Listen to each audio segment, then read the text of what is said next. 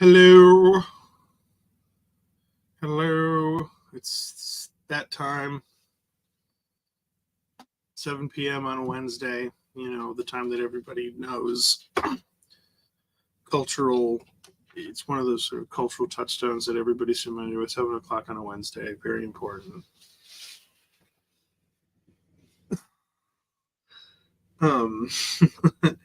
As you might notice, I'm not currently in a submarine under the sea. I am amidst an army camp in the dead of winter in a distant land. Because tonight we're playing Bannerlord, Mount and Blade 2 Bannerlord. I played this once on the alternate channel. Excuse me. I'm just finishing up dinner. I'm having the last couple bites of some pork tenderloin that was made for me. It's delicious. With, maybe this won't show up because of the background, but I have this hot sauce. Where can I get it to appear? It's hot peppercorn bacon, and I'm not normally somebody who's like, "Oh, bacon." I do like bacon, but I like bacon mostly by itself, or like on a sandwich, or like a burger or something. I don't really need it to be in a bunch of food that it doesn't belong in. Maybe that's controversial. I don't know. I have a couple bites of that left, so you'll forgive me if I kind of poke away at that here at the start. But tonight we were playing Mount and Blade Bannerlord. You can see that guy behind me. He's kind of in charge around here. So, yeah, like I said, I played this briefly. One of the little extra live streams on the backup channel, or maybe it was on the main channel. I don't remember, but I played it over the extra life weekend. I remember that much. And now, what I think we're going to do, as I've been debating whether or not I'm going to start a fresh game or just mess around on one of the games that I currently have going, because this is a game that, like, you don't really finish. You know, it's not really a game that, like, has a climactic ending. It doesn't really have much of a story, or if any story, depends on whether you're playing the campaign mode or the sandbox mode. Campaign mode has a very light story that you can completely ignore if you want, or in their sandbox mode, which is just the same map but no story mode. And I'm deciding, I've been debating whether or not I just fire up one of my currently active games, which would be like, we'd get into the meat of things more quickly.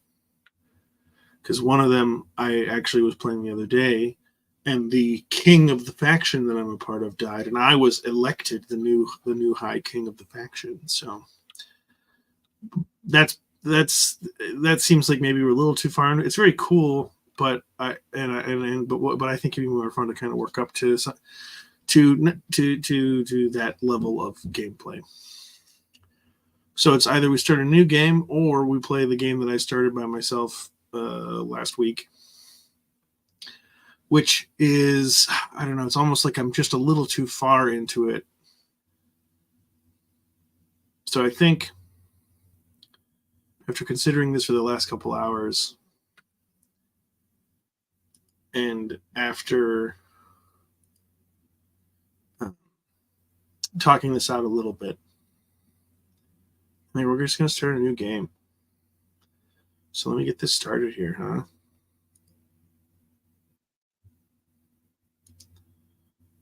Just got to get my arrangement arranged. My arrangement arranged. All right, so here we go. Also, this is like, this menu music goes so hard. It's amongst my top 5 favorite video game main menu musics, including Mass Effect 2. Oh my god, the other one is completely slipping my mind now. Mass Effect 2, and I literally just had it. Dark Souls 3. Dishonored 2, and then I guess I'd have to think about what the 5th one was, but those are 4 of them. We're just going to jam out to this for a second.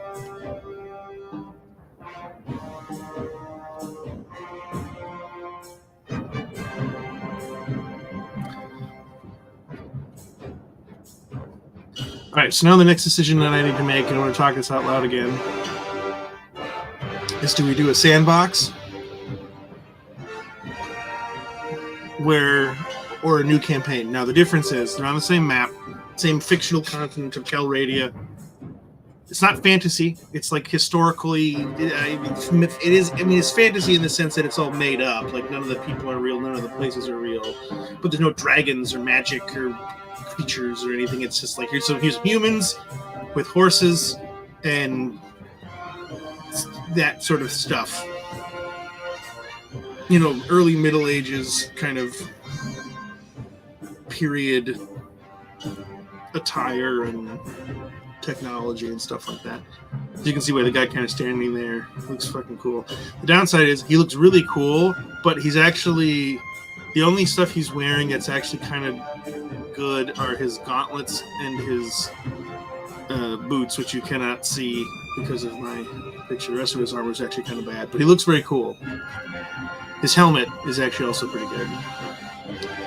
So the difference between the campaign and the sandbox is campaign has a little bit of a story mode where you're trying to become the Bannerlord. Like there's this ancient historical artifact banner that you're trying to put together, and there's stuff like that going on. That's kind of cool, but there's 2 downsides. One, the banner is actually not very good.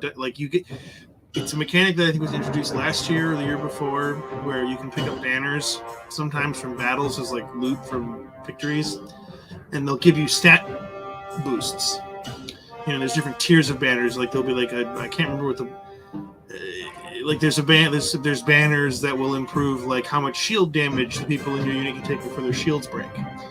And like you can go from 10% to like 30% or 40% extra shield damage before they're destroyed, which is really good. Stuff like that. But the dragon banner, the banner you're trying to put together, not the one he's holding in the main menu,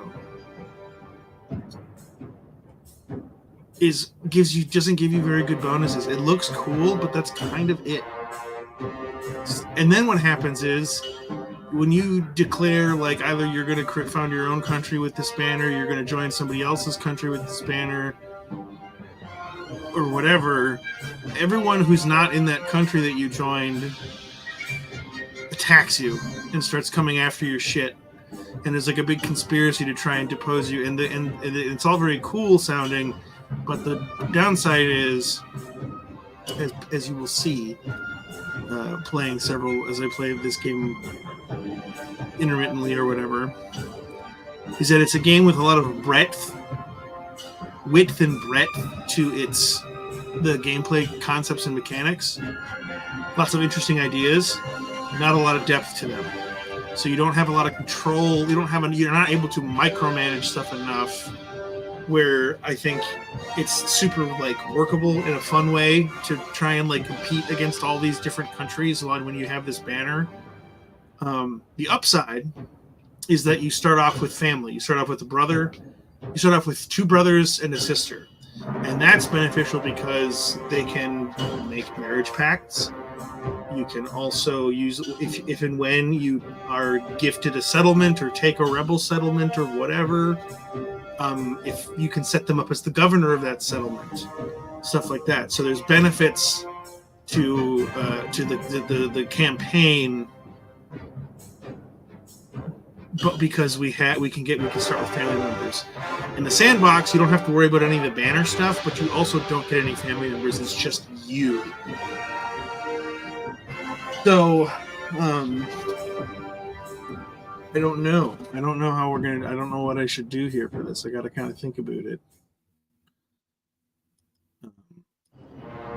Because having the family members is a big help.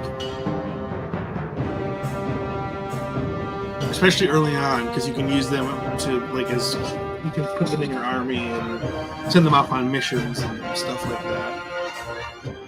So I think we're going to do the campaign, the Bannerlord campaign, and then after a certain point, we're just going to kind of ignore the banner stuff and not do it because it's just not worth it. If the banner was better, like if you got some, if like the banner could scale with like your faction rank or whatever, that would be cool.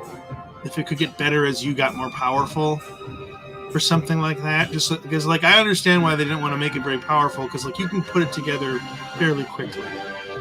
And so if you do that, you know, you'd have this really huge advantage early on in the game, and I can see why they wouldn't want to give that to you. But they didn't do anything to like make it worth it later on in the game. So we're just going to kind of skip all that stuff. New campaign time. Look at that. I love the art, and like I love the sort of fairly accurate, I don't want to say like 100% accurate, but you know, the historically inspired attire. Big fan.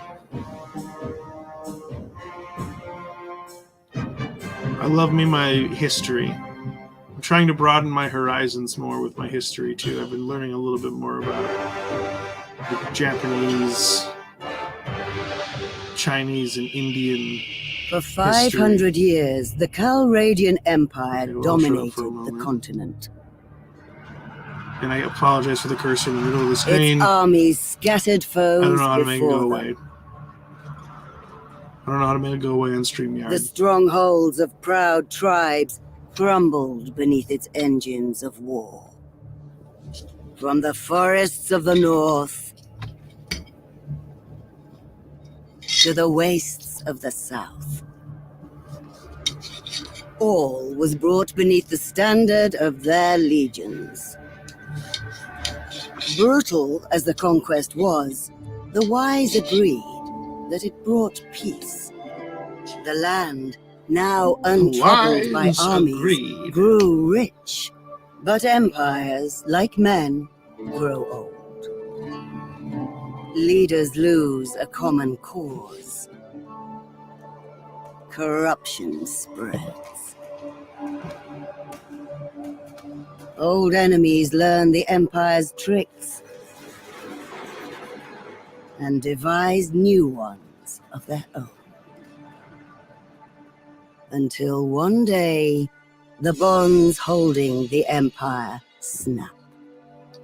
Then comes the Civil War, pitting all against all. A time of hatred. A time of suffering. But also, even in the worst hours, a time of courage and defiance.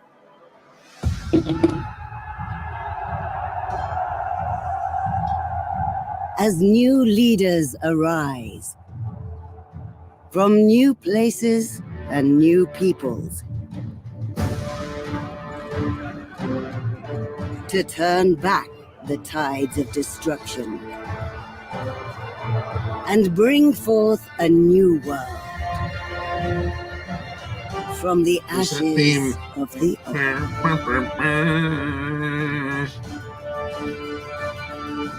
Awesome. Here, this is my last piece of tenderloin.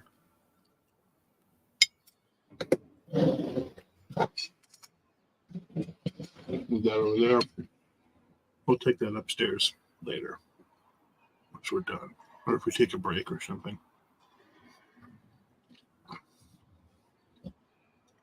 Apologies, let me finish just chewing here.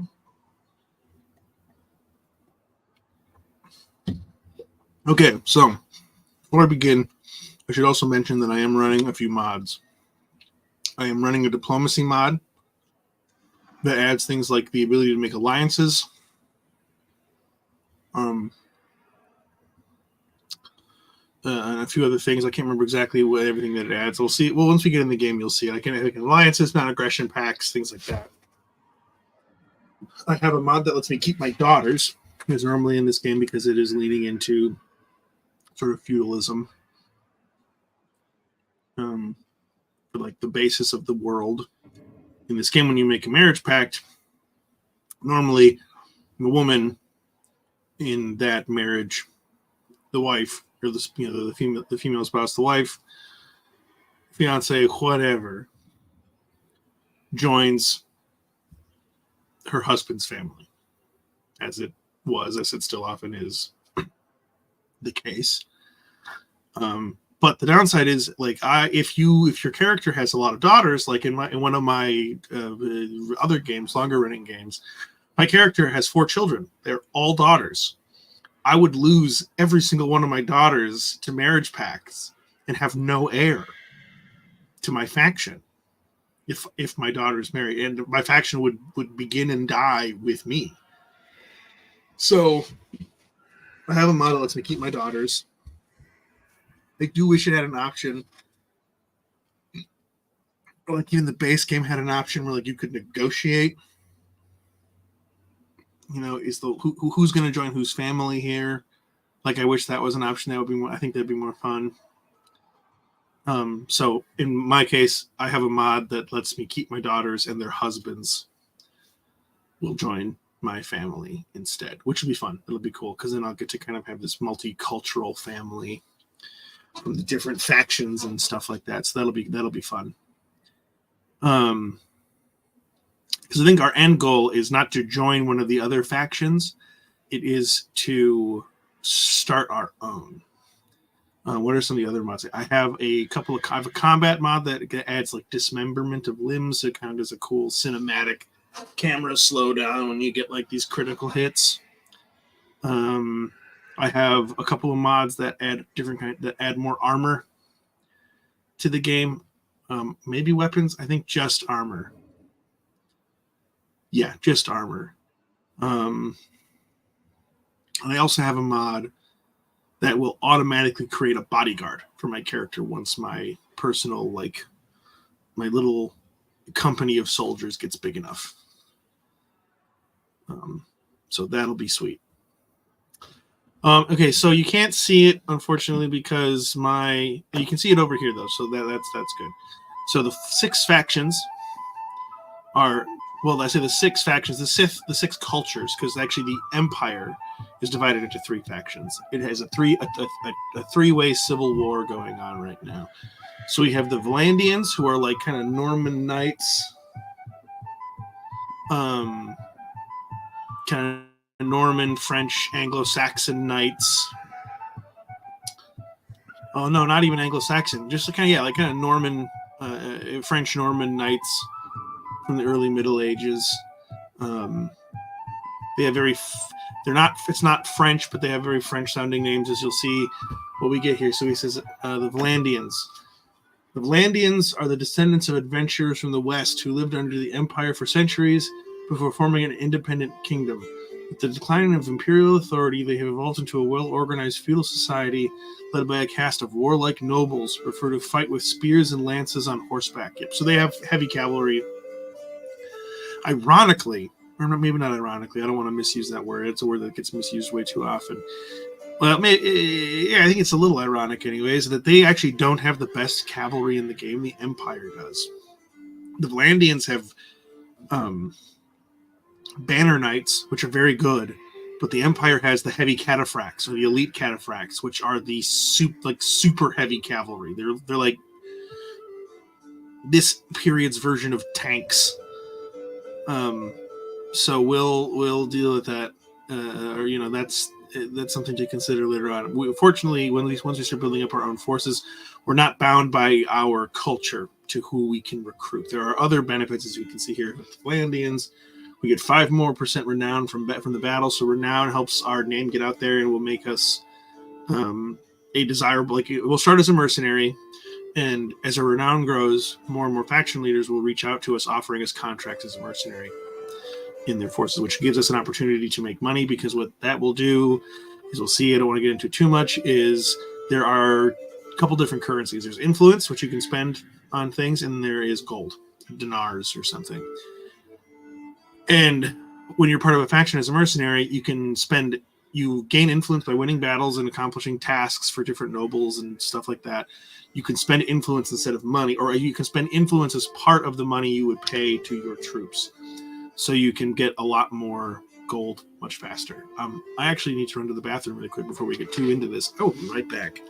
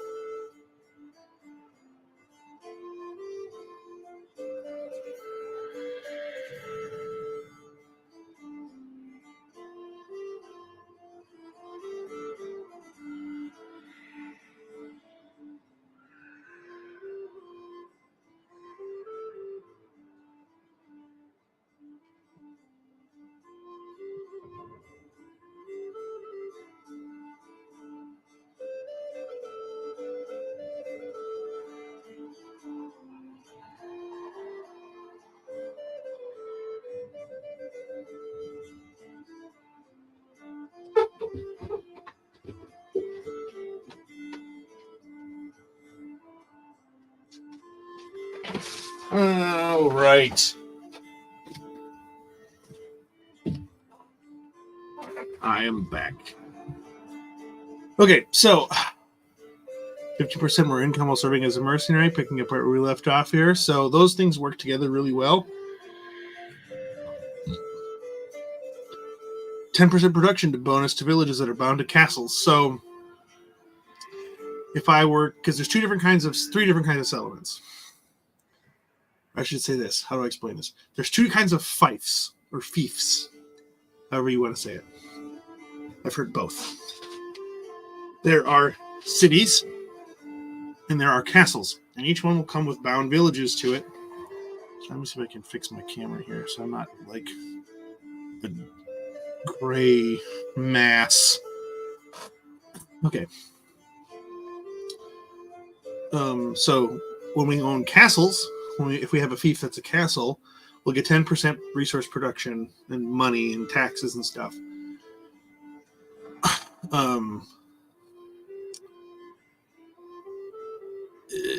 From having villages that are bound to castles. And now my camera's all bouncy. Goodness gravy, camera. I need to find a way to clip this thing on. Maybe we do. Sorry, I want to mess with this for just a minute here. Just see if I can get it to stop bouncing so much.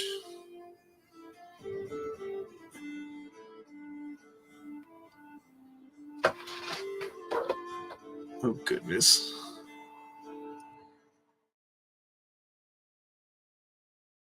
Camera. There we go. I think I have like a little short in my camera wire because sometimes if I pull it a little too hard,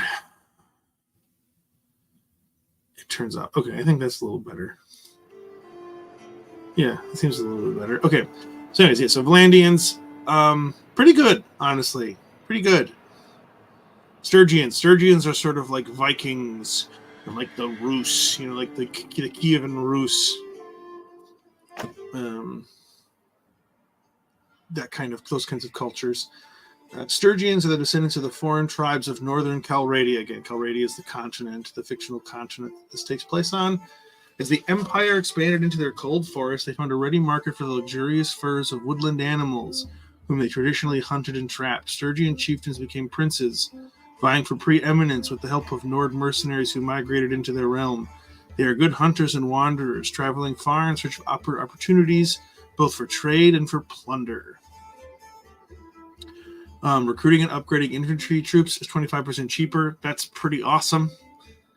Armies lose 20% daily cohesion. So an army, you have like, I don't know what the exact term is, but like you have your party, I guess, which is like the troops that you keep around your person. Armies are a collection of parties. Excuse me.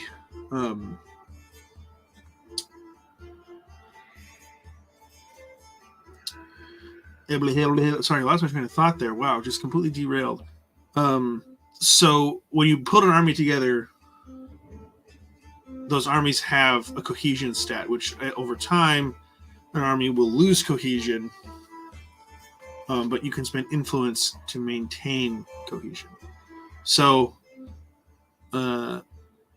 armies losing cohesion isn't something that I'm super fussed about, because by the time I'm going to be starting to actually like put armies together, not joining somebody else's army, I'm going to be ideally at a point where influence isn't really a problem to like gain and spend.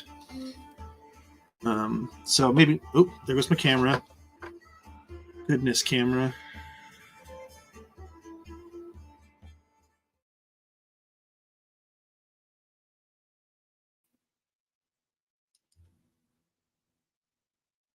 Sorry, folks. This camera situation is very annoying right now. It's just like, it's either way too dark or wobbly. I'm trying to make it so that it's freaking watchable. Okay, hang on. Now I fell out of time. I need to get back into the camp, to the army camp.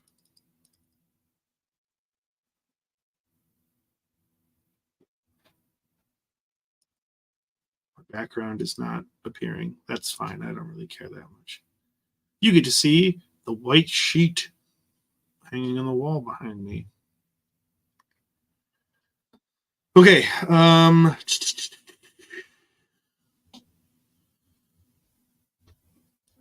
So I gotta go back to the landings, which is like recruiting large armies cost 20% more influence. So yeah, you have to spend influence to recruit people to your army. This is one too that I guess I wouldn't be that worried about. 20% is kind of a lot, but I don't just throw armies together willy-nilly. I usually try and make sure that like I'm in a good position, because armies move very slowly and they will consume a lot of food, which you need to as part of the upkeep of your army. So I typically try not to have armies, like one big army sticking around for too long, because they're very costly to maintain, inefficient. They're fun for fighting big battles and sieges and stuff like that, but they're not great to just like, it's much, you move, as you'll see, being able to move and maneuver around and stuff is super important as far as being able to position your army into like advantageous attack angles and outrunning other enemies and things. So the Sturgians, their negative is 20% more relationship penalty from kingdom decisions. So occasionally you have these big these decisions that need to be made when you're part of a kingdom, implementing new policies, who gets to control which fiefs if you've conquered them or retaken them.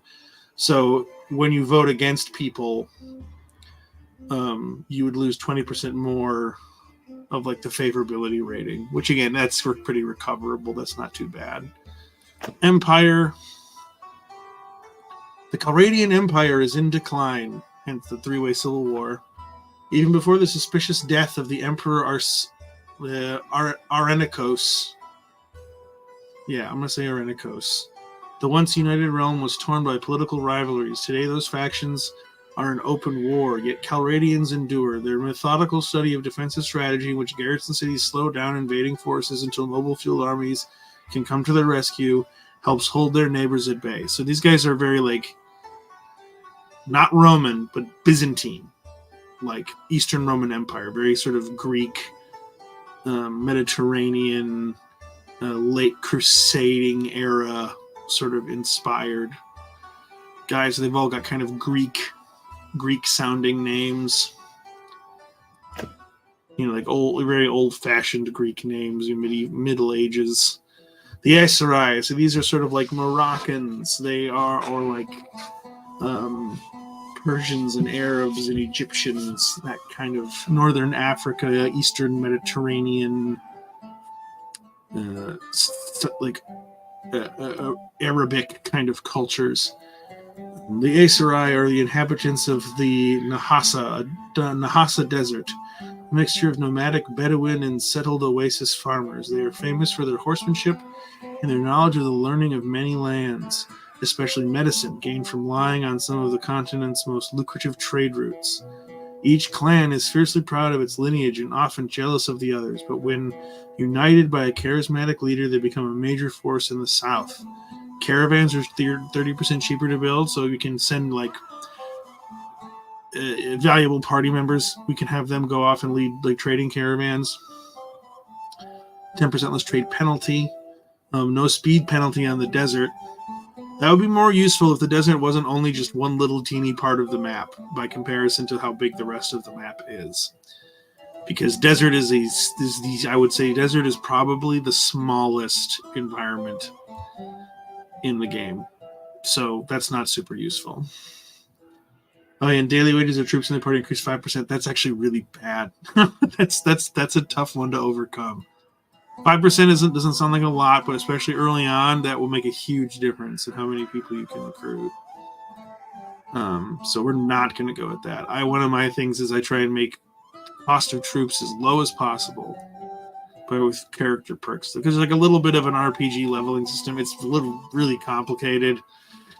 So I'm not going to try and explain it until we actually start looking at it. But okay, and the Kuzites, these guys are Chinese, Mongolian, Korean, not maybe a little bit Japanese, like feudal Japanese. I don't really see a lot of it, but I'm also not an expert or very actually well read about those regions during this sort of comparable real world time period. Definitely Mongolian though. Horse archers are their thing.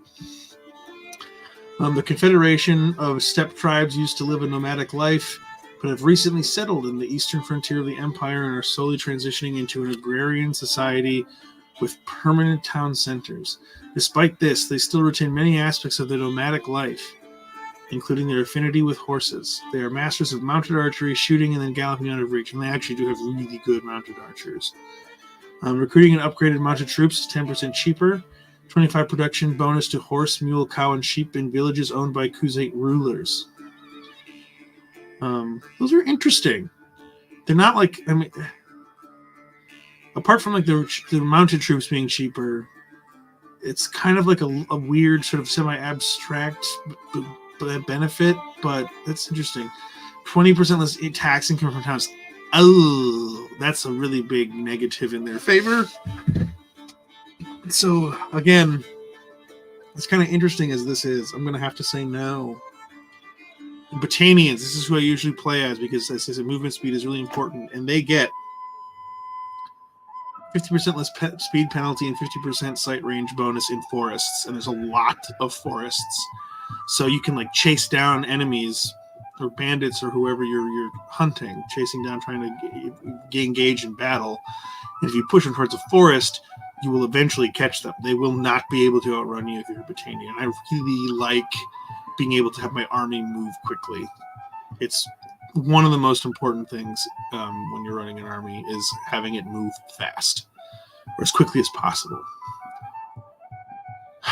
So that's a hard one for me to like or to beat. That one's really good. The Valandian ones are also very good, but it's kind of it's sort of like stuff that's good, but like it's fairly easily like not getting these bonuses is not as noticeable to me as this, you know. 10% slower builder per town projects and settlements. It sounds like it's bad, and the building in this game does tend to take a while, especially early on. But it's not so much that I'm super worried about it, because especially we're not going to have a settlement for quite a while. So I think I'm going to stick with the Botanians. The Botanians are sort of like Welsh, Anglo-Saxon, Celtic kind of people. And I don't know. I think they've got like they got like kilts and crazy bronze armor and stuff like that. And I think that's all pretty sweet. And again, it's this 50% less speed penalty in forests. That's huge for me and the way I like to play this game, at least from the standpoint of managing an army. So I'm gonna go with the Botanians. I always go with every time I start this game, I'm like, maybe I'll try something different. But then it's like, no, that 50% less movement speed in forests is pretty fucking huge. Okay, and I also wish that I could like save presets so I didn't have to like customize this dude every time. Let's do some randomizing. See what we come up with. Oh, that guy didn't look half bad. Some of the other guy's face paint was wild. Oh my god, that was a contradiction.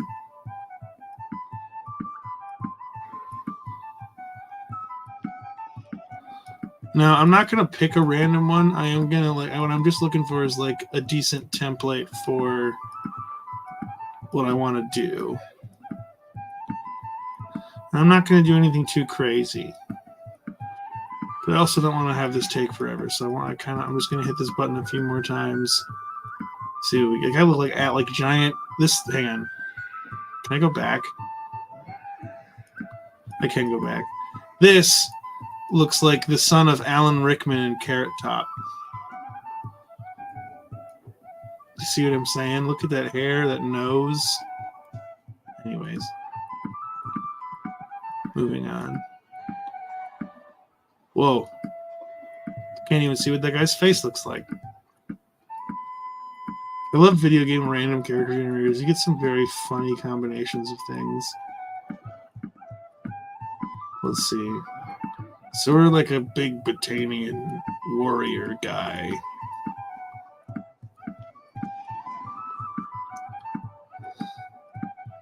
Let me see. Okay. All right. Hang on. You know what we're gonna do? We're just gonna reset everything.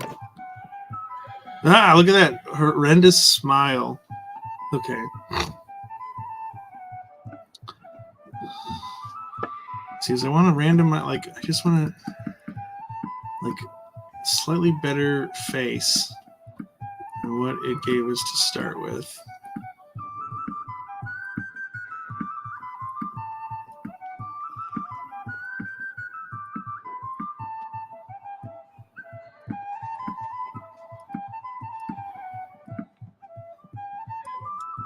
I think that's a fine place to start.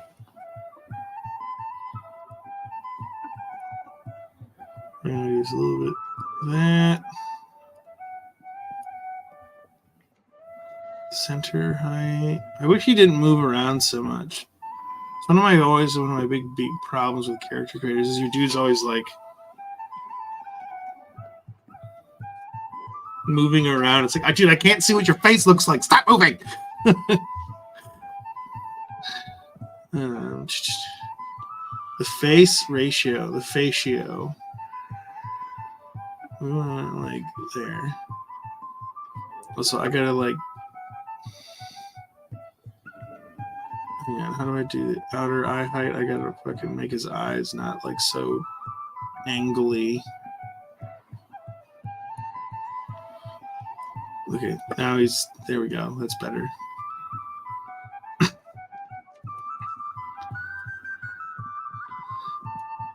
I don't want to spend too much time on this, but it's one of those things I'm going to be looking at this guy a lot, so he's got to be okay. You know? Okay, so let's see. Nose tip height, we're going to bring that down. There you go. We're going to do the bridge is there. Nostril size, we got to bring that way down. Nose definition, which one is this? Okay, it's like I need to. Where is it? Nose angle. Nose length. You need to make the nose a little bit longer. That kind of like fixed the problem that I was having with the nose. That's nice.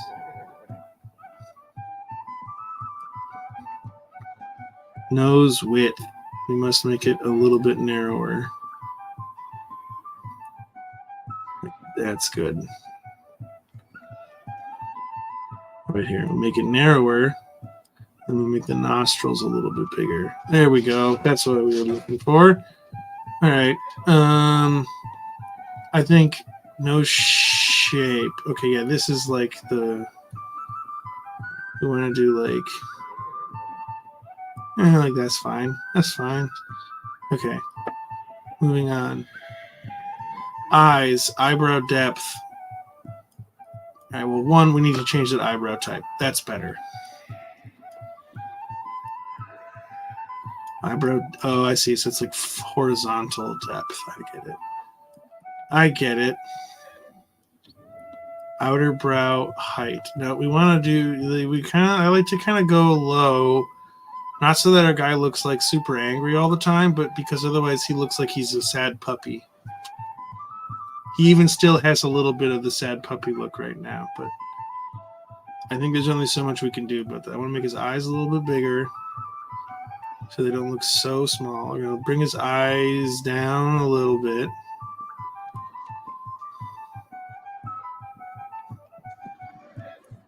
How's the depth? I think the depth is fine. Eye shape. So let's just do like that. I think that's fine. Eye to eye distance.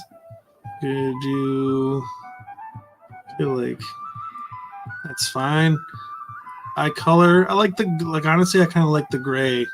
Oh, it would be fun. Even though, so there are like Game of Thrones mods and stuff for this, but there's like a Robert's Rebellions one and stuff like that. We're just gonna go with like the blue-gray eyes, I don't know. I think it looks pretty good as is. Nose, mouth, and jaw. Let's see, lip thickness. I just need to like get it to like a neutral spot.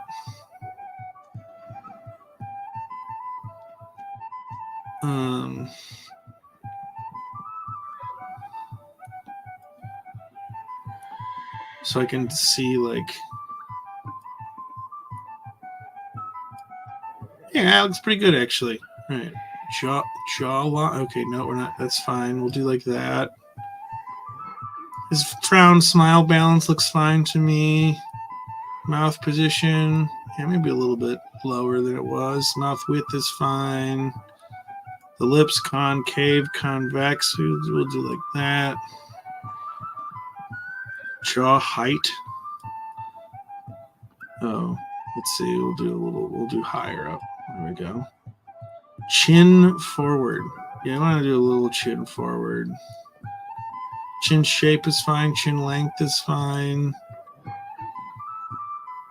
Mouth, okay, mouth forward. This is the one I want. We need to put his mouth out just like a little bit so he doesn't look like he's like sucking his lips into his teeth. I think that's good. Yeah, he looks pretty good. Looks pretty good. The eyes are always something that I look at and go like, there's got to be a way to make it better, but I can never actually make it better, so we're just going to move on. Hair. All right, so we're kind of like a, again, like an Anglo-Saxony Celtic barbarian kind of man. So we want to do some hair that feels like it fits that. And I normally do this, which may be what I wind up going with, just because it feels like it's like the most, it's got the, for me anyways, the right balance of cool without being too like over the top and like or boring. It's like this very like sort of unassuming, fine middle ground. Because like there's this, which is just a choice. That's a choice.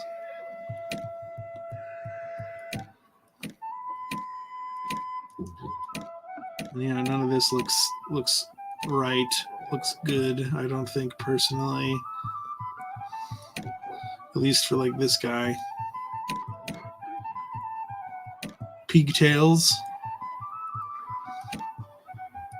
You know what? I'm just going to do it. I don't want to spend too much time on this. I'm just going to do the stuff that I would normally do. Do a little bit of a beard, maybe a little bit more of a beard. Yeah, I think we do a little bit more of a beard. Oh, the other thing is I forgot to do is this stuff. So we're going to make him a little taller. Going to give him a little bit more weight. Make his shoulders a little bit bigger. Infantry, attack! Give them hell! At last! Move forward! Stand down! Pull back! Play sharp! Release arrows! And then we're just going to do the first one. I think it's fine. We're going to change his hair color and stuff. His skin color, maybe we'll go a little bit like more pink. Hair color. We're an Anglo-Saxon barbarian guy. So we'll just do like, I don't know, like an auburn. I feel like auburn is a good Anglo-Saxon barbarian hair color, It's like the Robb Stark look. In the books, anyways. In the books, most of the Stark kids are kind of redheads. It's not just Sansa. It's most of them, except for Arya and Jon. There we go. Now we're getting to our family. You were born into a family of members of the chieftain's Hearthguard. Your family were the trusted kinfolk of a Battanian chieftain and sat at his table in his great hall. Your father assisted his chief in running the affairs of the clan and trained with the traditional weapons of the Battanian elite, the two-handed sword or falx and the bow. So I would get some bow and two-handed there. Now the down thing is control is kind of the most garbage stat in this entire game.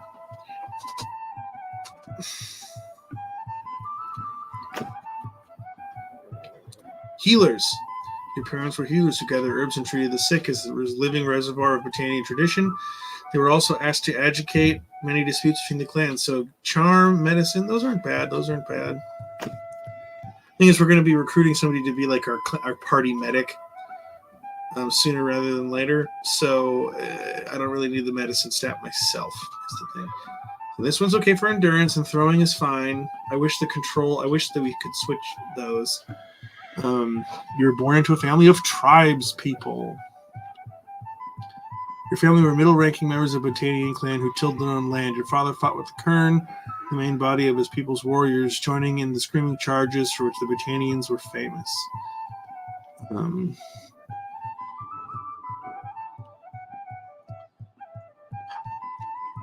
don't know. The 3 to control just feels like such a big waste. So, I don't know. We'll keep looking here. You were born into a family of smiths. The family were smiths, a revered profession among the Britannians. They crafted everything from fine filigree jewelry and geometric designs to the well-balanced longswords saved by the Britannian aristocracy. Now, we get two-handed, which we're not going to have used right away, but we will be using. There's an axe that you can win from tournaments called Black Art that I'm going to be after at some point. It's smithing, which, like, and just having 3-2 endurance is good because that'll help with our riding and our athletics, which those will be big. But the smithing, I don't know. I have never really messed with it. I've heard it can be pretty useful, though, for making, like, some of the best weapons. So maybe if I get it, we'll just kind of keep it in the back pocket and we'll develop it. And I'll try and maybe remember to watch a video about it or something so I can kind of get a sense for how it works. I've never messed around with it before. I don't really like crafting in these games. But if I can make myself a cool-ass, like, semi-legendary special sword, I'm all in. As long as it's not too complicated. So we'll see what happens. Foresters, your family had little land of their own, so they earned their living from the woods, hunting and trapping. They taught you from an early age that skills like finding game trails and killing an animal with one shot could make the difference between eating and starvation. Now, this one is all right. Cunning for scouting and tactics are both pretty useful. Tactics in particular is going to be useful to us as a commander, like a general. This will mean that, like, our let's see here, your judgment of how troops will perform in contact. This allows you to make a good prediction of when an unorthodox tactic will work and when it won't. So it'll kind of give you'll get benefits for giving commands to troops and stuff in battle. And bards, which I'm going to kind of just dismiss out of hand. Charm is useful. I don't care about roguery, but for the sake of it, I'll read through it here. Your father was a bard, drifting from chieftain's hall to chieftain's hall, making his living singing the praises of one Britannian aristocrat, and mocking his enemies, and going to his enemy's hall and doing the reverse. You learn from him that clever tongue can spare you from a life toiling in the fields if you kept your wits about you. I am leaning between like smiths.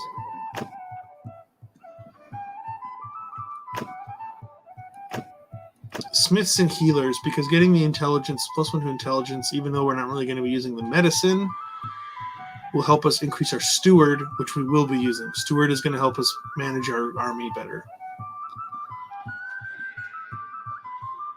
And I can always back up if I decide I want to. So we'll go with healers for now. And see what else I can put together. We'll maybe back up and reorganize some things if we need to. As a child, you were noted for your leadership skills, your brawn, your attention to detail, your aptitude for numbers, your way with people, your skill with horses. This one's pretty useful. Leadership and charm are pretty useful traits. Attention to detail, endurance. Again, it's the point and control. Why can't it go into endurance? Brawn, +1 to vigor. I think we have to take that just because we're going to need those points to vigor.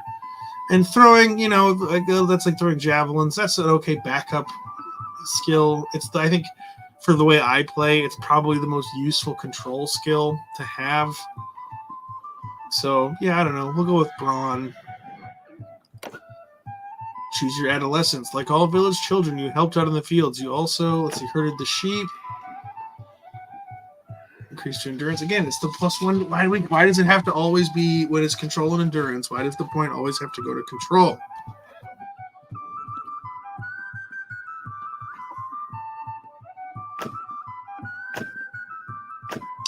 I'm just looking around here. Oh my god.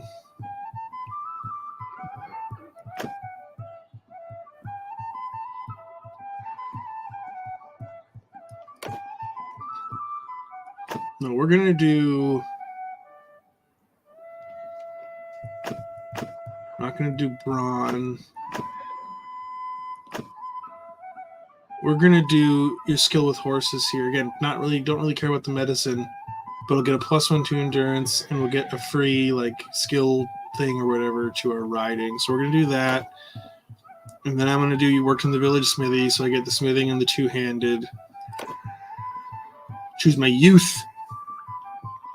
As a youngster growing up in Calradia, war was never too far away. You trained with the Hearthguard, stood guard with the garrisons, rode with the scouts, trained with the infantry, joined the kern, marched with the campfires. So let's see.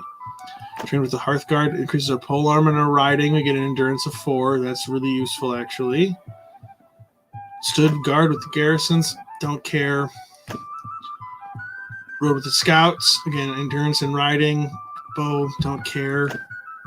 Trained to the infantry. That's very useful. +1 to vigor, and then we get a 1 in polearm, 1 in one-handed. Join the kern. I think we're going to go join the infantry. Choose your young adulthood. Before you set out for a life of adventure, your biggest achievement was you defeated an enemy in battle. You saved your village from a flood. You invested some money in land. You hunted a dangerous animal. You had a famous escapade in town, and you treated people well. Defeated an enemy in battle. Okay, that's pretty awesome. Again, that's just for combat, though. We're not going to be just doing combat. There's other things to consider here, though. Saving from a flood, increase in cunning, increase in leadership, and tactics. Those are both, that's all very useful to us. Don't care about that too much. Don't really care about that too much. Don't care about that too much. Steward, though. Steward and charm. It's a tough call. Saved your village from a flood, or you treated people well. I think this is going to be more immediately useful.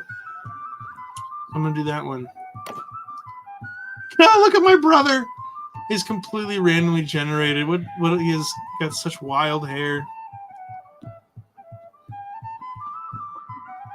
I wish there was a way to like randomly generate my brother too.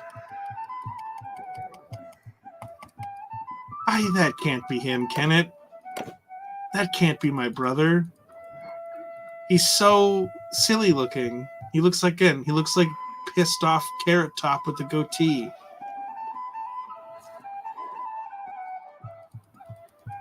Well, I guess that's my brother. Okay. Like many families in Calradia, your life was upended by war. Your home was ravaged by the passage of army after army. Eventually, you sold your property and set off with your father, mother, brother, and your 2 younger siblings to a new town you'd heard was safer, but you did not make it. Along the way, the inn at which you were staying was attacked by raiders. Your parents were slain and your 2 youngest siblings seized.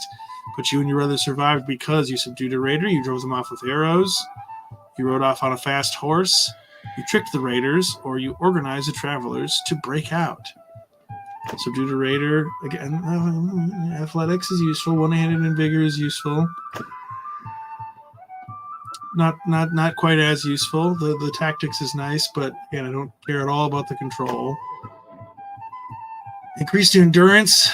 Just except that if I cared about scouting at all for this character, then that would be probably that would be a good pick. But trick the raiders, no. Organize breakout, no.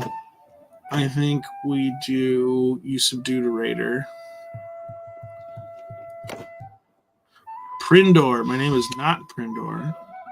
My name. Let's see what the randomly generated ones is. Aided.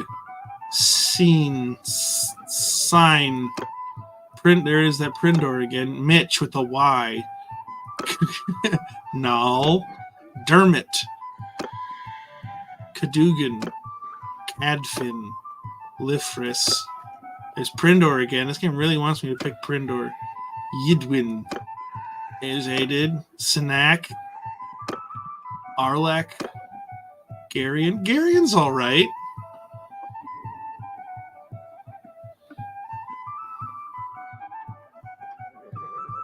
Garain. You know, if we're going to do Garain, we're just going to call him Gawain. Like Sir Gawain. And we're going to be done with that. Okay.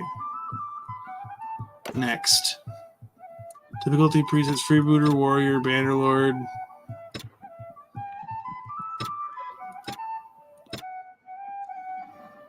Alright, we're going to change this to normal. Recruitment difficulty, we're going to make very easy. Map movement speed, we're going to make very easy. Because, again, this is just the boring shit, and I want to make it not as boring. Players who dan realistic. Normal. Clan member realistic. Enable battle death for all heroes. Yes. And then I'm going to auto allocate clan member perks. Start game! Woo! An hour into the stream and we're finally getting started. I might do break at 9 and then play till 10 tonight because it took so long to get started.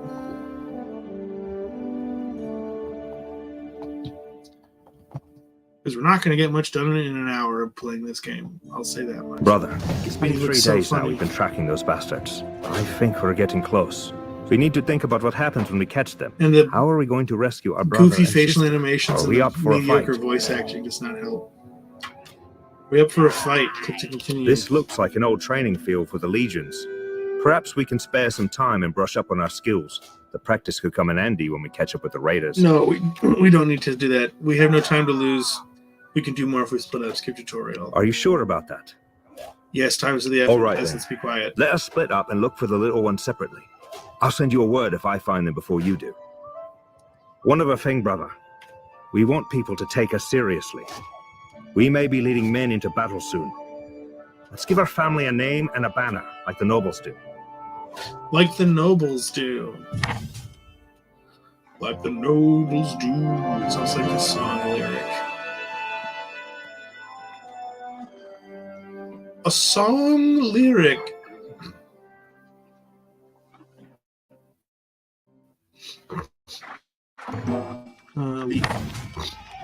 Notification.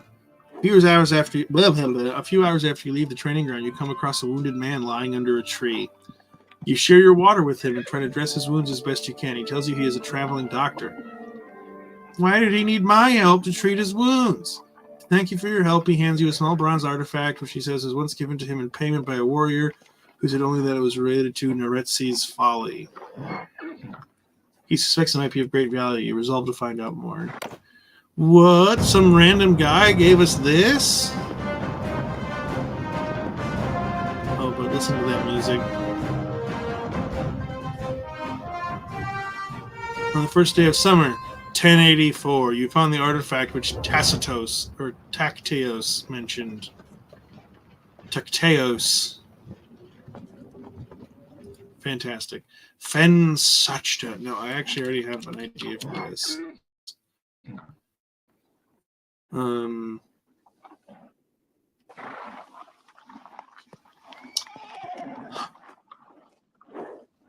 Oh, I had a name and I lost it.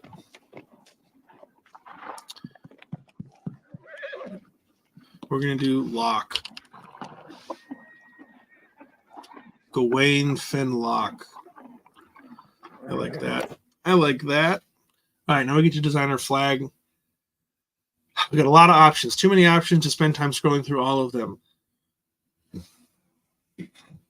So what I'm going to do is I'm going to skip to the banners that are sort of recognizable maybe to people because I have a mod. Also, I forgot I have this mod that adds a bunch of colors and banner designs. You can't see the colors. They're behind where my little screen is, but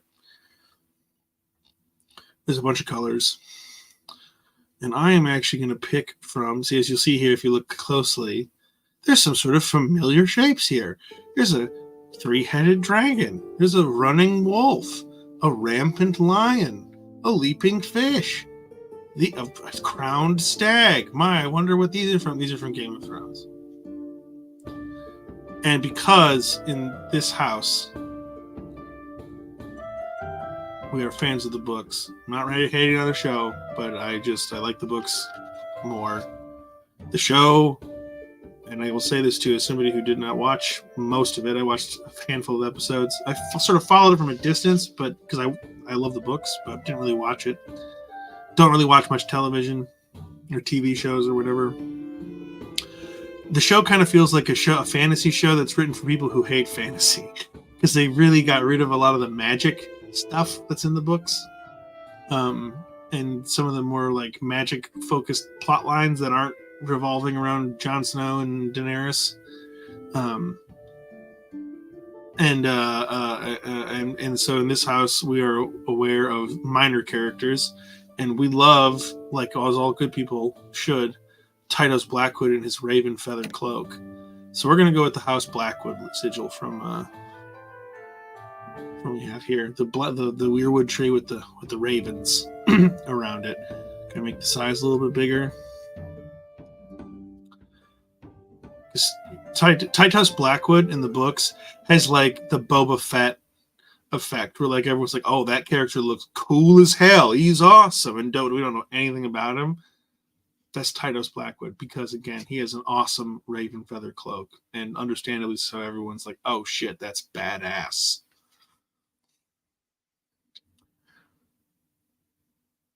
So we're gonna do that. Now we got to figure out colors. Now, because they're not a part of a faction, and like some of the factions kind of have colors that are associated with them, I want to stay away from those. So it's like blue, green, various shades of purple, sort of teal, and like gold yellow. And so I've actually been kind of messing around with like a gray or a white, I think, as like a background color, because it feels to me like kind of like a blank slate, you know? So it's like yellow. We want to do that. And then what do we have here for color options for the actual banner itself, like the sigil? I swear there was like a different gray somewhere, but maybe not. I don't know. This seems fine. Right? That seems fine. I wish there was like a black for the actual, like the color palette is such a weird. Okay, we could do a black flag with like a gray. Yeah, that looks fine. I don't really want to do a black flag. That's like a bit extreme, but I can't really do the other one with the reverse, which I want to do a white flag with black sigil, but I can't really do that. So we do this way. And the thing is, we can always change it as well. So, okay, you can see what it looks like on your shields. So that's pretty awesome. Cool. We're done. Great. Game starting now. All right, so here we are. We just have, you can see we got a little one. It's just us. That's it. Our brother went off to go try and find our siblings who've been kidnapped by those raiders. I have a focus point. The focus points are for these like little notches in the stats here. So I got 2 in one hand. I want to do 2 in athletics now. And we'll get the leveling up is confusing. I still haven't been playing this game for like a year, and I still haven't really figured it out. I kind of just go like, that sounds like that's good, right? And go with it. Okay, well, we have a quest. Investigate Neretzi's folly and establish your clan. So establish our clan. We need to have 2,000 dinars. A party size of 20 men. We need to get 50 renown, and we need to have a companion hired. Neretzi's folly. As you explore Calradia, you can learn more about your artifact and its importance by asking any lord or lady about the Empire's recent history. So that's one that we're not going to really worry about too much. We'll probably do a little bit of it just because it could be kind of interesting to learn a little bit about the context of like why this world is as divided as it is at this particular moment in history. We'll get that. Okay, so what we need to do is I want in kind of this area, because this will give us access to, if we're kind of over in this region, one, this is Britannia, so this is like where the green, this is kind of where our guys would be from. Yeah, here, I'll show you. So Vlandia is red. You can see here. Sturgia is blue, so you can see they're kind of this northern area. The Kuzite are all the way over here in kind of these steppes, bad land kind of areas. Here are the Aserai down in the desert. And here are the 3 imperial factions, the Northern Empire, the Western Empire, and the Southern Empire. And we want to be kind of over in this area because the best archers are Britannian.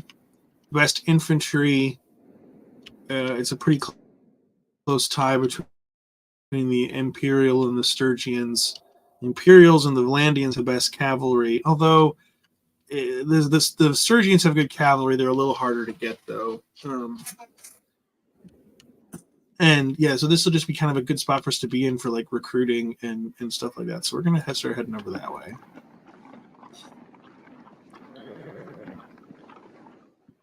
And hopefully we can. Well, here we're gonna stop at a couple of villages and recruit a few guys. We've got enough money, so we're gonna recruit 1, 2, 3, 4, 5.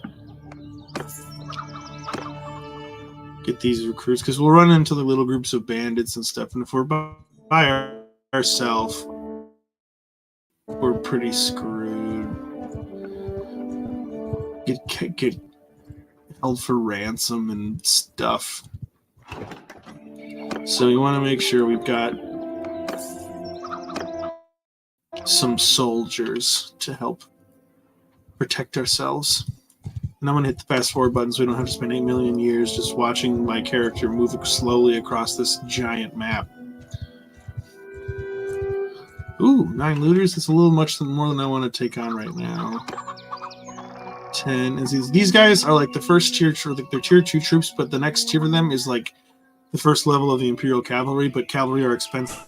We don't have enough money to like pay for that upkeep right now. So we're going to forego it for now. What I want is a couple of small groups of bandits just to get a little bit of money. Oh, I need to buy some food as well. Wow, there's no one to recruit here. Right, I've got 1 grain. I'm going to get us 10 grain.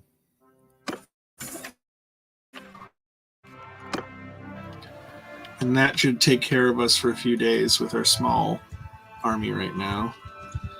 You can see the red, that was like a little group of bandits or, brigands or whatever. Here's some merchant caravans riding around behind us. Zoom in pretty close too, as you can see we've got our weapons and our armor and stuff like that. Deliver the herd. Yeah, deliver the herd. These are easy as hell. Hey, so who are you then? I am Gawain, and who are you?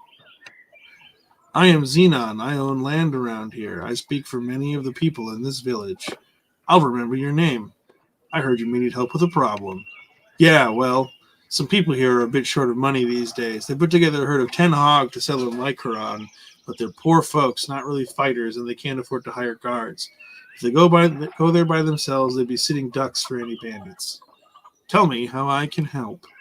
If you're going the direction of Lycaron, you can perhaps take our herd there to Sakanian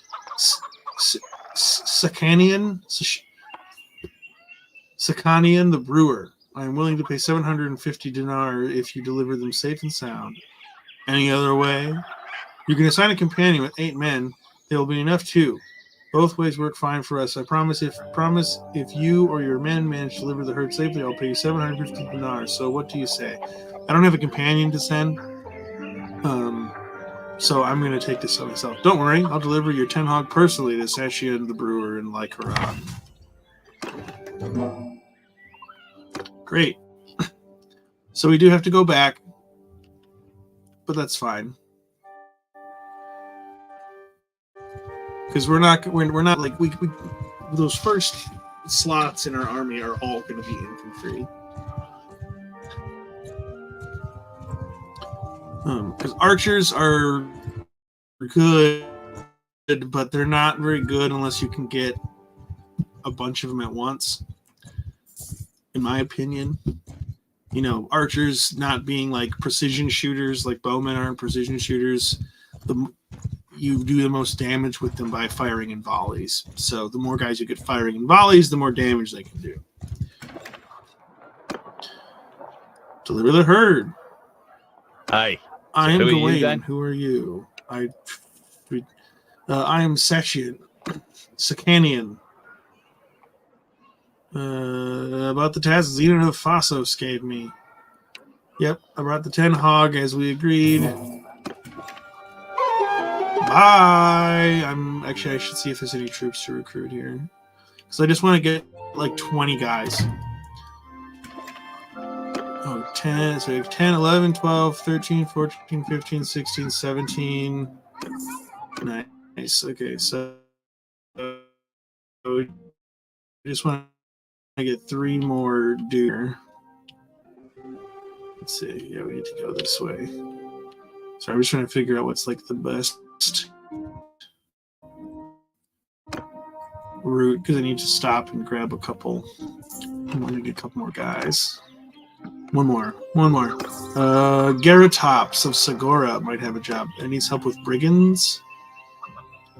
I haven't seen that many brigands around here. So, like, I can take those jobs, but sometimes what happens with those brigand ones is there's not actually that many brigands in the area, and so you get this quest that you actually just like can with the people for failing their quest after like you've been wandering around for 30 days in game and you haven't found any bandits because there were no bandits to begin with. So because I haven't seen any in this area, I'm gonna like skip that just in case he's wrong, because I really don't want to get stuck with like failing a quest this early into the game.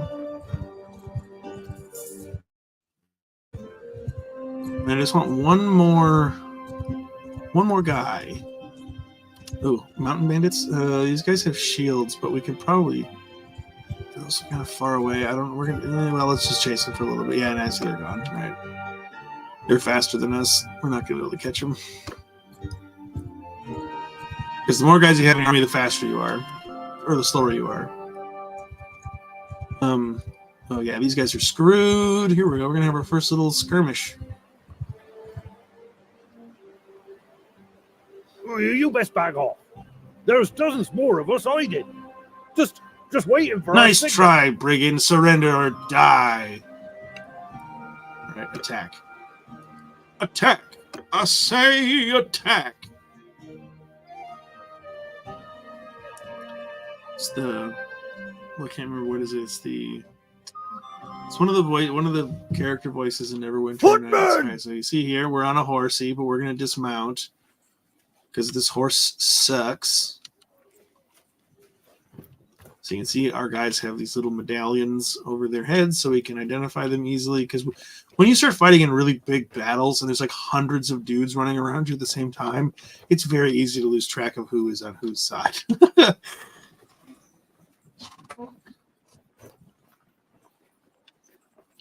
You can see 100. I'm holding down Alt. That's how I'm able to see.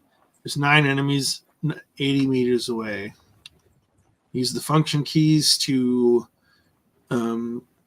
initiate commands. We're going to engage because engage will keep them in formation better than charge will. Onward! So we're going to have them engage, and when we get right up in their face, we'll have them charge.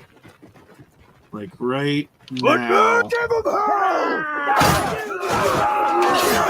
Here's my farmers just hacking guys apart. Oh, we got 2 deaths. The red with the.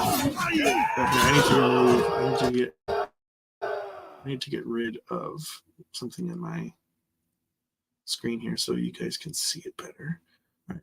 In the top right corner, you get like casualty information during the battle. So we lost 2 guys, but that's to be expected. We'll take these prisoners, be able to ransom them.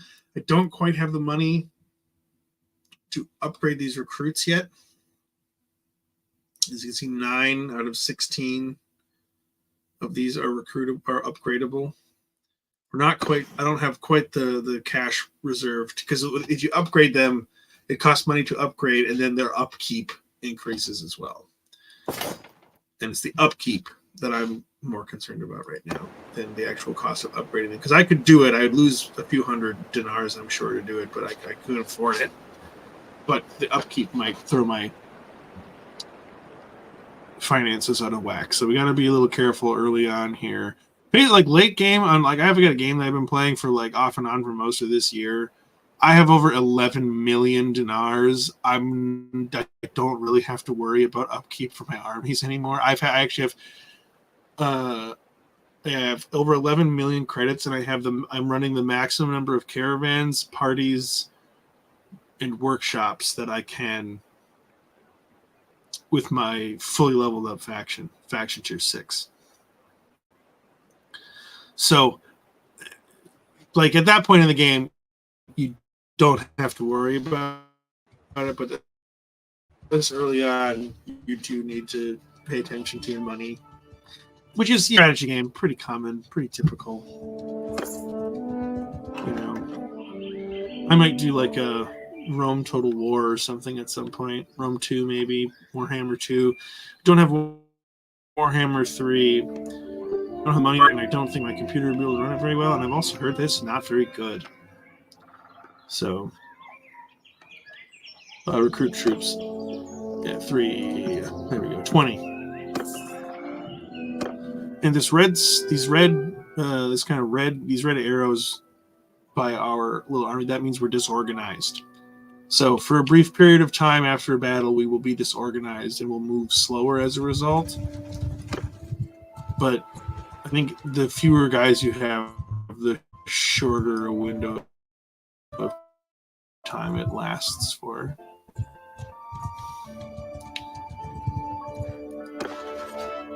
All right. And so you see up here, I've got 9. Some of your troops are ready to upgrade, so 9 of my guys could be upgraded. 9 of these Imperial recruits. And one of my prisoners. I'm not going to upgrade looters, though. Looters are trash. Now what we're looking for are these blue exclamation points. This tells us that there are quests and mission jobs and stuff in these settlements. Not every job. See, Iron Skull Xenon. This guy's a criminal. So we're not going to do that. Playing a bandit is really tough. It's doable, but I don't understand enough of the mechanics of like roguery and stealthy, sneaky money stuff to really want to like dive into it too much. Maybe someday I will, but not now. All right, so yeah, we're gonna ride around. I need to find some jobs, some missions, quests to do. Wow, there's a lot going on here. So you can see Veron and Golorin are both being raided, and Thractore Castle is being besieged. So the Botanians, I assume, are fighting the Western Empire right now. Yeah, we can see that here. There's a guy with the green flag attacking this town. But because we're not really aligned to any factions, even though we are Botanian culturally, we're not part of the Botanian power structure.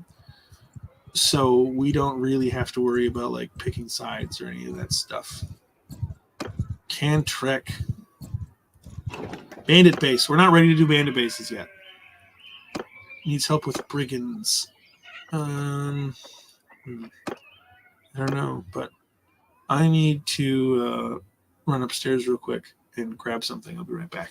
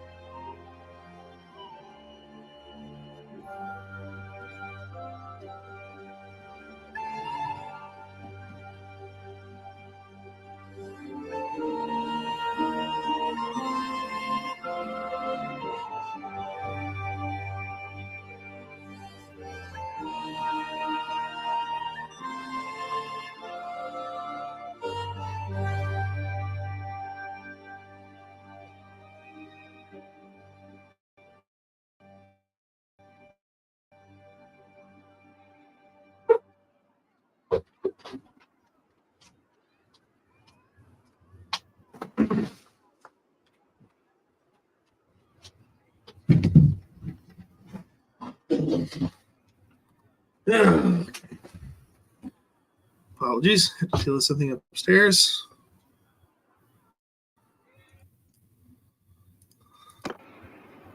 All right, let's see. What was this guy? Oh, yeah, these guys didn't have. There was the brigands thing again. I don't really see any brigands around here.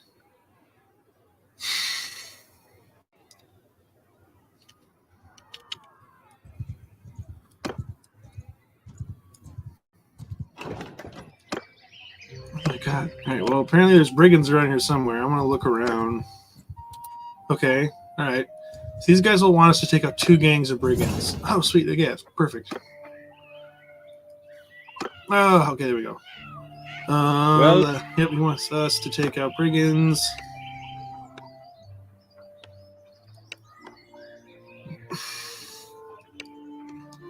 I'll hunt down 2 gangs of brigands. Here's one.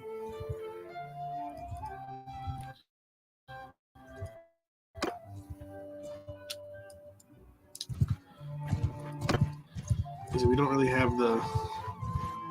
Oh, maybe we'll get 2 at once. Nice.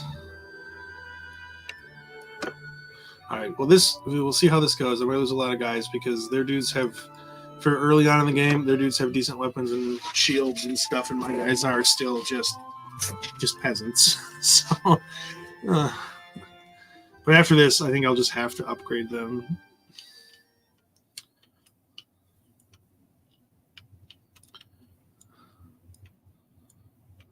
Infantry! Let's see. Yeah, so if their guys have bows, Horsemen forward! if we go behind the hill, Infantry! you know, kind of go here, they won't have very good line of sight, and they won't be able to attack us until they're on the other side of the hill. So, yeah, this is a good spot. Negate their main advantage, which is having bows, because again, look, our guys just have scythes. We have like a couple guys with swords. It's mostly dudes with farming tools at this point. So let them come up over the hill. Infantry! Charge! Oh gosh! Yeah, see those arrows, man.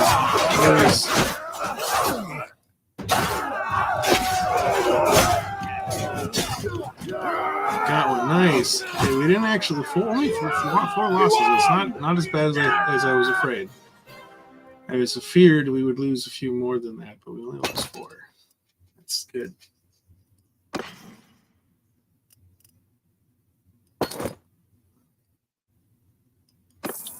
Four is good. One of two gang of brigands.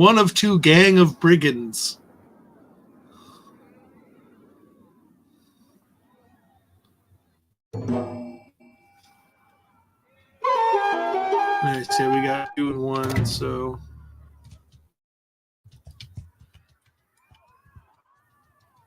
there was another guy who needed some help with brigands. Let's go find them. Because there's clearly, with this hideout here, there's definitely going to be brigands in the area. Needs help with brigands. Well, now, Street. Well, it just so happens that I'm here to help with brigands. We're not going to sit through all that dialogue every time. Come here, brigands. Ooh, 2 birds with 1 stone again? Nope, too far away now. That's okay. Oh, yeah, there are a lot of little gangs of brigands around here. All right, it's 2 guys. I'm just going to send my troops. I'm not going to load in all that just to fight 2 people. Waste all that time on loading screens. As you can see, you already spent quite a lot of time transitioning between stuff in this game. Because this is sort of a janky game. Sort of a little janky Jankerson, but that's okay. It's kind of where some of its charm comes from. And like I said before, I like a lot of, broadly speaking, it has some very good gameplay concepts. And it's unfortunate that it is very much a game that requires mods to really like development for like 10 years or something. It's like a pretty small studio working on it. It's a very ambitious project, and there are people online, because there always are, who are annoyed at how long it's taken for certain mechanics to be implemented and stuff. But I don't know, man. I feel like that's just kind of video game development. Feels like it's such a common enough thing where people should just sort of go like, huh, maybe this is how it happens. I don't know.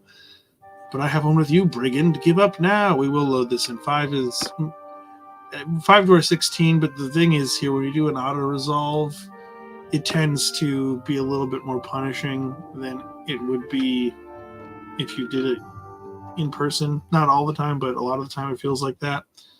And with 5 guys, we could lose like 5 of our own dudes, and after losing 4, I would rather not. So these are just dudes. So what we're gonna do actually, we're gonna go meet them in the field.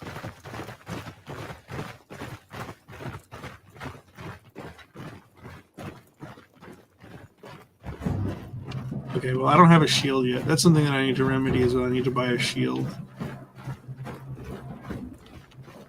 So I don't want to be in front of it.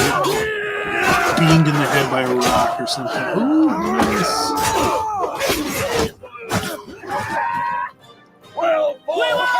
One death, 1 injury.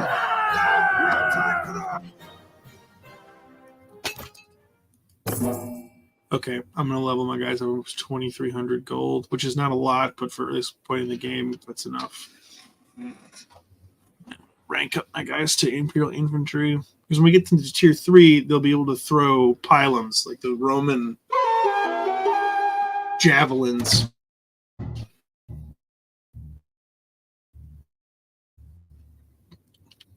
Those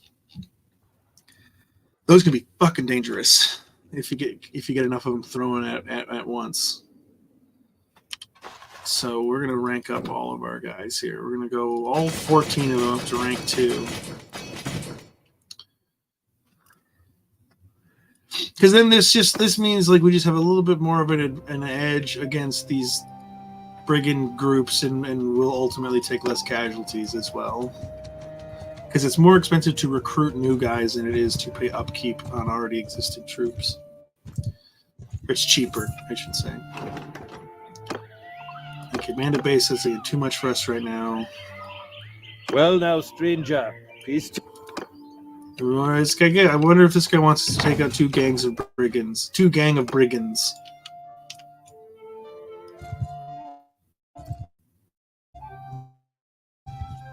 One gang of brigands. One-handed. So let's see here. This is our first level, so we'll kind of do this. Or first perk. So Basher plus 50% damage and longer stun duration with shield bashes. I don't ever use shield bashes. Captain, -4 damage taken by infantry while in shield wall formation. So Captain, I think, is like when you're specifically commanding a formation. Because when you get enough guys, you can start breaking them up into formations. You can have archer, or if you get multiple troop types. So if you get infantry, archers, cavalry, those will all be their own separate formations. And when you get enough of them, you can further subdivide them. So you'd have 2 groups of 50 infantry and 1 group of 30 archers or whatever. And so you can put a captain in charge of each of those. But we're going to go with wrapped handles, 20% handling to one-handed weapons, so we've got a little bit more control. We'll swing faster, that kind of a thing. And captain plus 30 combat skill to troops in your formation. So yeah, we're going to do this one. And then we've got another focus point, which we're going to put into Steward this time. So the focus points give us like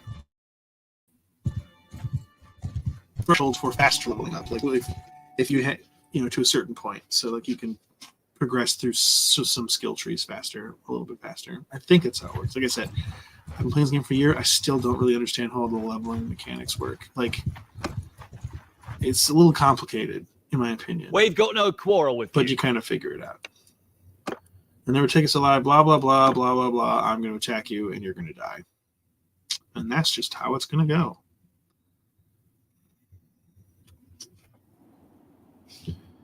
Dismount. Dismounting because this horse is garbage. The first horse you get is really, truly awful. It's really slow.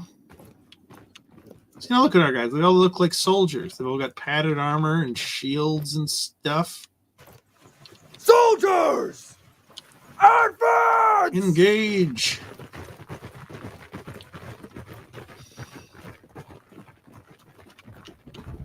I'm still moving so much faster than these guys. Infantry charge! Oh my God. No casualties.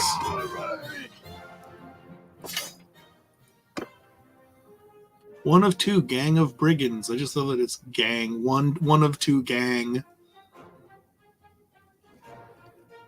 Have you seen one of two, gang of brigand? 11? That could be a fun little fight with 15 v 11. Except they're going to get out of range of the freaking settlement we're doing this for. We're kind of far away from where they are because we're doing it for guys all the way down here, and we're fucking all the way over here. Because there's a range on it. If you get too far away, it's like it's okay. You're fighting bandits, but they're so far away. It's not like helpful to the people that you're trying to do this job for. Already could rank up to tier 3, up to tier 3. We're not going to do that quite yet. I need to replace the ones I have once I get a little bit more cash in the bank. Come back here. Come back here. Here we go. Nice try. Surrender or die, brigand. Nice try. Surrender or die. Sounds like a song you could sing about something. Not surrendering or dying, I guess. Footman! Feels like a punk rock lyric or like a heavy metal lyric to a song about a bunch of... Oh, fuck. Okay. Footman! Advance. Move to enemy! And you know what we're actually going to do? Shield wall. F2. Form a F2. shield wall! Shield wall, boys. So they'll slow way the hell down. But they'll get a little bit tighter in formation, so they're kind of covering each other with their shields. And I'm just going to stand behind these two guys because I don't have a shield.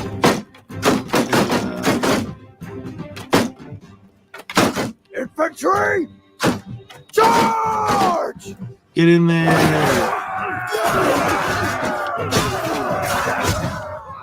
Oh, look at that. Got his arm. No casualties again. Nice, dude. Nice. Take them prisoners. That was good. We got a bunch of guys that are ready to level up again. But we're not going to do the tier 3 yet. I want to get more guys versus high-ranking guys. Until I'm, we're going to do 20 infantry, and then when I'm able to have up to like 30 guys or whatever, I'm going to do 10 archers. And then we'll just kind of increase incrementally from there.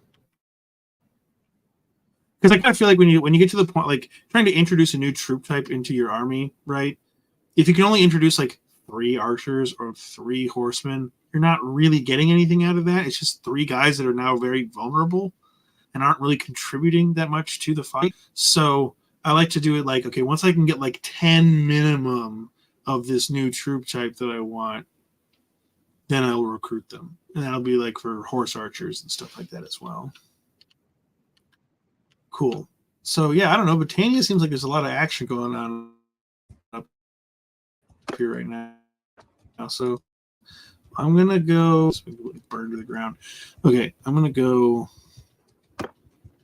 ignore those bandits for a moment because I got stuff that I'm trying to do specifically. Oh, cool. We've got another focus point. I'm going to put this one. Okay, put this one into riding. Because I will be able to get a good enough horse that I can actually use it in combat. The horse I have right now is so bad. It's very slow, very low maneuverability, not very many hit points. It's not a good horse. I think I'm actually faster on foot. Or let's say I have like more control over my maneuverability. I'm more maneuverable on foot than I am on the horse I have. Cool. 2 guys. I need 3 more to replace all my missing troops. Lots of caravans and armies. Okay, one more. Or Togea, we'll go up here, see if these guys have someone we can recruit. And like I will like so right now I'm working on trying to get like a small core of mid-tier infantry with those javelins for extra impact. Because it kind of works. The math, obviously, it's a video game. There's math and stuff involved that simulates all this shit. But what it's trying to simulate is the way the Romans would fight. If you're not familiar with this, the Roman infantry, heavy infantry was like their thing. They were like big on intelligence gathering and only fighting when they knew they could win was the intention behind like their strategy. In one of the ways they fought defensively like that, even if they were the attackers or the aggressors, so they form up all those lines with those big Tetsudo, those big square shields. I forget what they're called. The Tetsudo is like a formation they can make with them. It's a different thing. But what they do is they'd hold their ground or advance slowly, and then when the enemy infantry came within range, which a lot of times was like barbarians, in like Gaul and area places like that, who didn't really wear much armor, they'd all just chuck just like 100 javelins, and they would just mow people down. And so that's kind of what we're going for here. Why I want to get a good, solid core of Imperial infantry, because they're the best. Like, cause there are other sort of infantry that can like they have like skirmishers that can like throw projectiles, but they don't have as heavy armor, and a lot of them don't carry as good as shields. So the Imperial Legionaries, which is like they're fully up, the elite legionaries, which is their fully upgraded form, can throw javelins, and they are hard as fucking nails. So that's what we're going for. But we're also eventually going to be getting 2-handed axemen for breaking shield walls. So we'll be mixing up our infantry eventually. But right now, because we can only have so many, we can have a very small amount. We're just focusing on a couple different. We're focusing on like one type of infantry because we're trying to maximize how effective that one type is for how many. Let's see. We can take 22 people into our army. I'm trying to have 20 infantry, and being able to put 2 of something else in there is just not very useful. We want to keep those spots open so that because as our reputation and stuff like that increases, we'll get more slots in our army. You can get up to like 350 or something like that in your own army as the faction leader.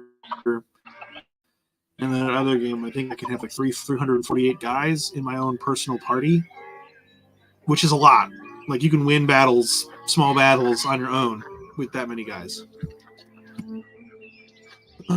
So, okay, so here there's more Viglas, which are like the precursors to the cavalry. But now we're up to 20 infantry. So we're going to leave it at that, and I'm going to get back to questing and resourcing and stuff. And I don't have that much money, but I think I should have enough money to buy a slightly better. Oh my gosh. Marunath is the Battanian capital. It is under siege. So we're going to go to Seanon. Battanians and the Sturgians, unfortunately, are kind of the most hosed position-wise, because the Battanians, as you can see, they are completely surrounded, and they don't really get much territorial benefit from being up on like a big highland plateau, which I think might get changed.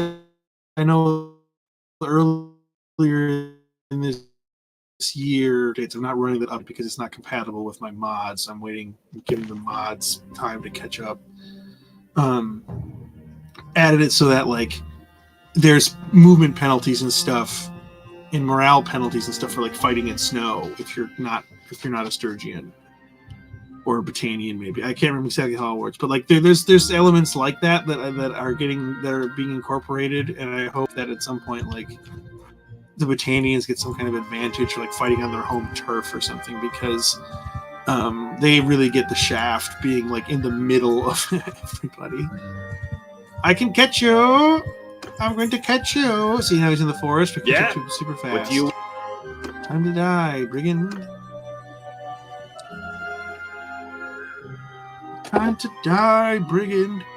Better get ready to die.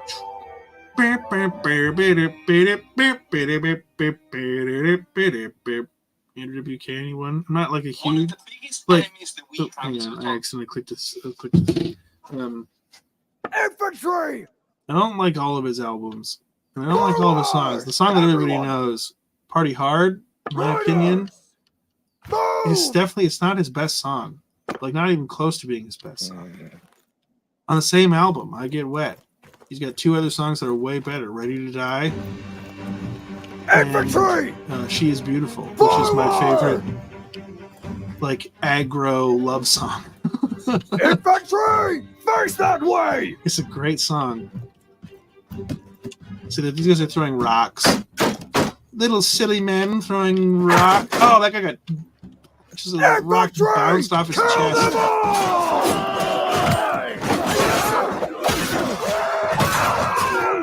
Oh, I missed.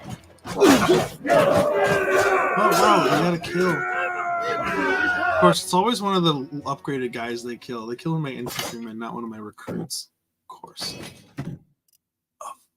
One of our recruits upgrades, so you'll replace him, I guess. We're still down one guy. I need to pay attention to how much weight I'm carrying. Probably make a couple thousand dinar off selling all this shit I have in my inventory.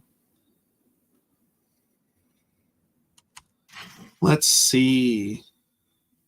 Oh, I'm not like super close to my carry capacity, but 23 bandits, 23 regular looters. Do I think I could take that? I don't think it's worth the risk, really. Though, fuck. Are they gonna? They're trying to chase me. I bet. We're just gonna wait. Oh, hang on. Okay, they're not coming after me. I think I'm just a little too many for them to want to tangle with. But I'll tangle. You best back off. What is that? 22. Did. This is going to be really. Just waiting for our I might lose a lot of guys, but we're going to see what happens. My guys are better, but they have the numerical advantage here. I don't have any ranged stuff. This is another reason why I want to get those guys to have. I don't want guys with javelins.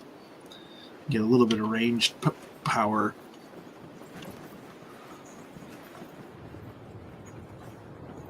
Footmen! Form a We're gonna do wall! shield Soldier, shield wall. Everybody, get in there. Get in here with the shield wall, and let them break against our.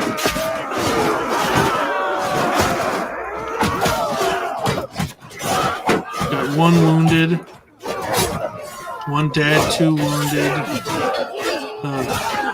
Okay, well this isn't... this might be a little worse than I thought it was going to be. I think we're losing. No, we're winning though. I did lose quite a few guys though. Yeah, run away, cowards!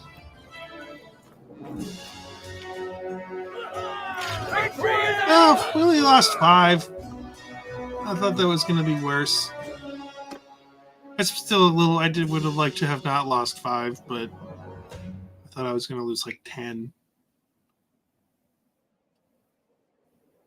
Because this game is pretty tricky and hard to micromanage, especially when you get into like the late game and there's lots of fucking huge armies running around attacking each other.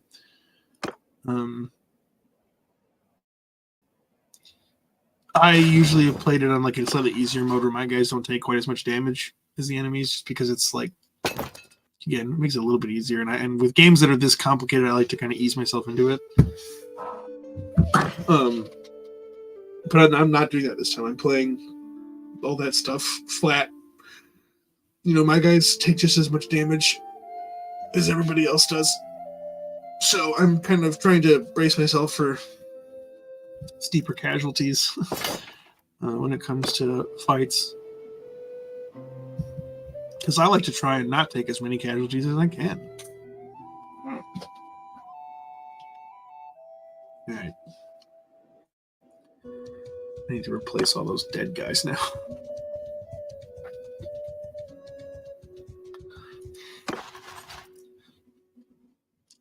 I gotta get rid of these prisoners. They're slowing me down. I need 6. Perfect. 1, 2, 3. Athletics, huh? Combat movement speed. Combat movement speed. Troops in your formation. We're gonna do hit points. Hit points is good. Coming up at 9 o'clock here.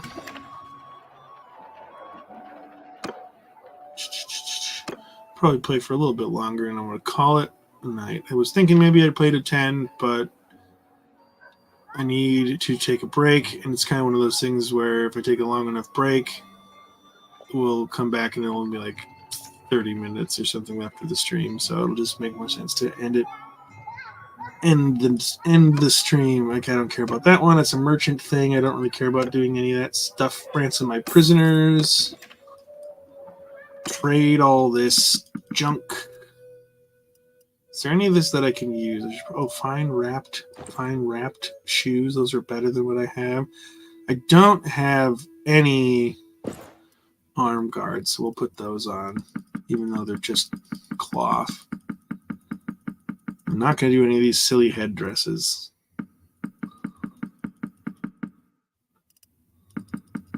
Any hats?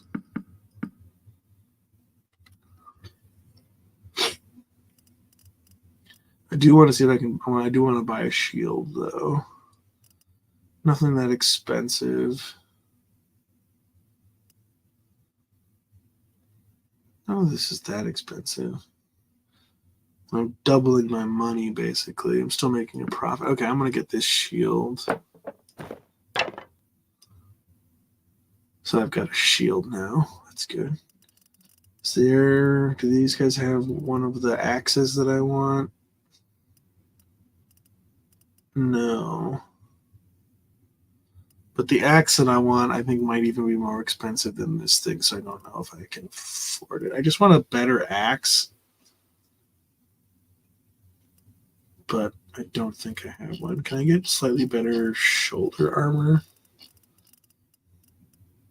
Nothing that's better that isn't way more expensive, that isn't too expensive for what I want to spend right now. Okay. Well, I'm gonna. What we're gonna do is we're gonna go on a little jaunt. Over, an item or two to improve my kit. Maybe a little bit better axe. Maybe a piece of actual armor instead of just clothes. 10 looters, come back. I need a, that's a good prize for right now. Back off, stranger. No, attack. Attack! I say attack! Again, it's Overwatch Knight's character voice. It's a very weird reference, but it's one of those things that has lived in my brain for, gosh, probably 20 years. Or more, probably more. Footmen! Move! Cavalry! All right, hang on. Well, all right. Well, these guys are all just stupid infantry, so it really doesn't matter. We're gonna dismount. Footmen! Advance! Engage, boys! Let me get in the front of these two guys. These little. Oh, no, I don't want to get in front of them. I want them to actually get in the fight so they get XP and level up. Oh! Oh, nice. Whoa, I got three kills that time. Sweet. I don't think I lost anybody either. No, I lost one. I lost one. That's okay. That is okay.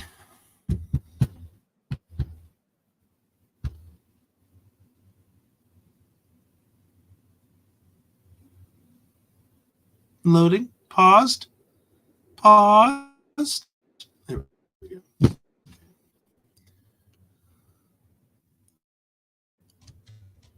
I need to. Oh no, I do have 20.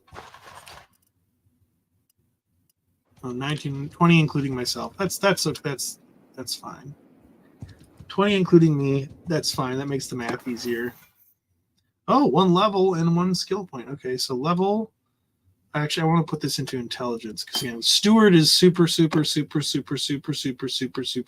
when you're leading armies. I don't have any twin weapons right now, so we'll put 1 into polearm. One of my focus points into polearm. Leave me alone.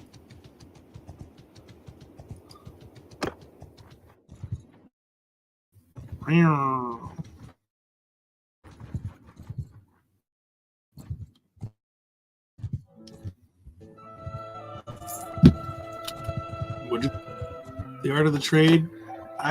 So there's 2 ways to deal with those. One of them is you get a bunch of crap. You get like a bunch of merchant, trading goods from these dudes, and then you have to go and like find a place to sell it to get the amount of money that is agreed upon, and you keep the change.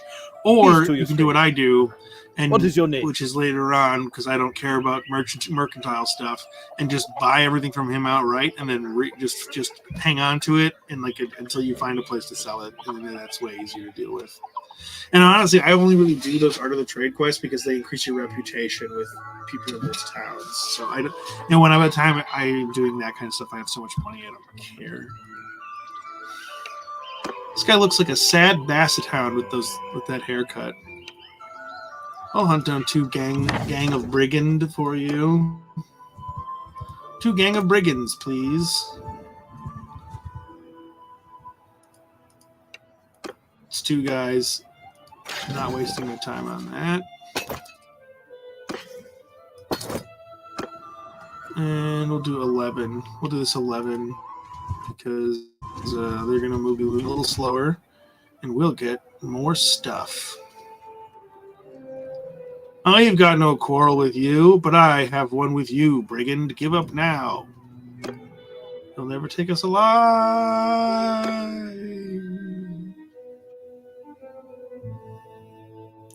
Look at these guys. They're all so raggedy.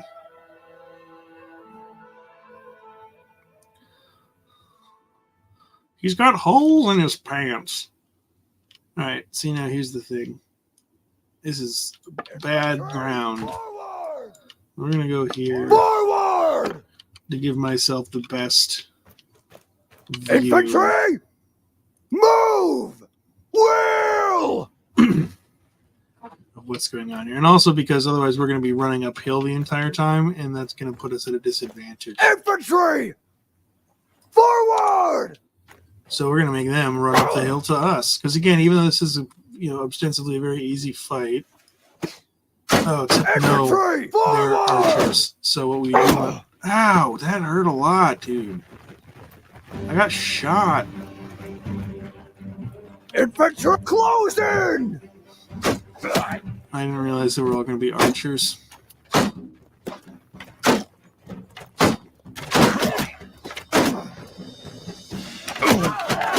I'm so glad we have guys with shields.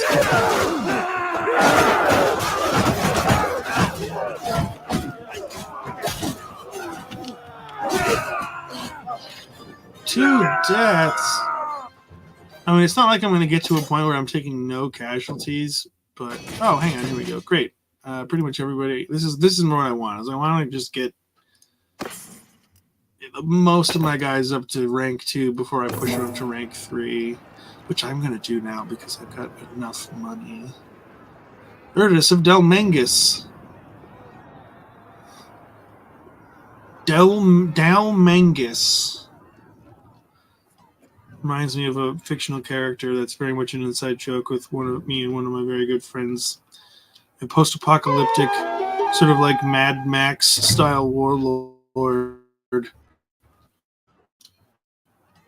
we were joking around because so anyone's seen Road Warrior, you know about the warlord Humongous, who's like the main, like the big villain of the movie. Or well, I guess he's not really, but he's like sort of he seems to be the main villain at the start of the movie, anyways. And he just has a very stupid name. His name is the Warlord Humongous. He's just a big, mostly naked guy with a hockey mask and a weird chastity belt thing on, riding on the back of a car, as you do in Mad Max. And it's just very funny and very silly. And so me and my friend came up with a guy named Dangus Malangus. He's a barbarian post-apocalyptic warlord in the same vein as Humongous. But his name is Dangus Malangus. The Great Lord Humongous.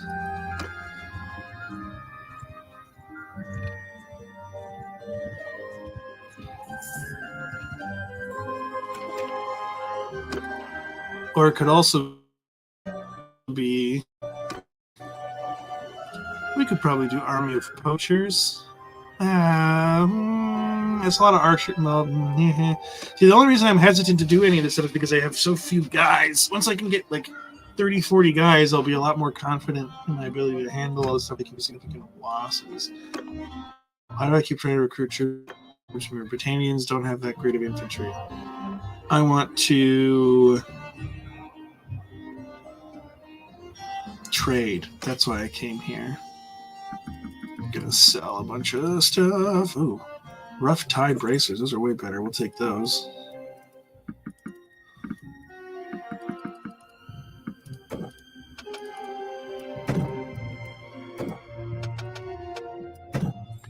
A little bit of food. I guess now I just want to see what we've got here.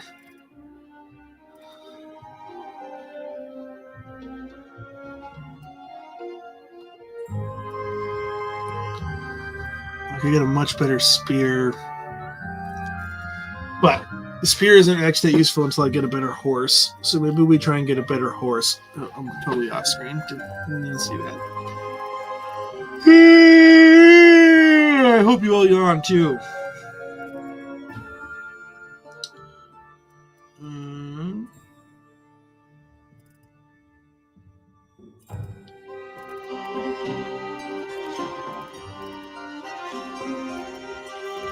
There really isn't that much stuff to buy here.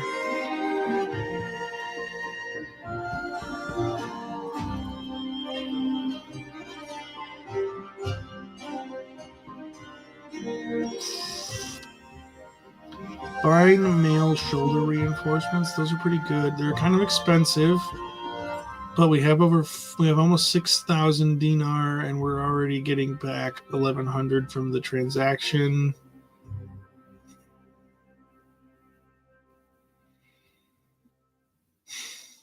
I don't know, because I need better armor, but I don't want to have to. But I can't spend that much because I don't have that much money. So maybe I just keep waiting, and I will upgrade my stumper horse to the slightly better saddle horse. Get rid of that guy. And then maybe I will buy a better saddle. Yeah, we'll get the light saddle. There we go. Got a shield, better horse, better saddle. Let's go. I want to go elsewhere. I want to go to a different town. City, see if I can find some stuff to buy. Because I can't spend too much money because I don't have that much, but I need to start just slowly improving my kit a little bit. So I'm not like primarily I would like to be able to get a better axe, I think, right now. I think having better weapons makes more of a difference on this difficulty than having better armor until you can get the good armor. But we'll see. It's okay. I'm just curious. I want to see if they can buy. No, they don't have the fucking spiked axe, which is the one that I want. We got a Norse hatchet.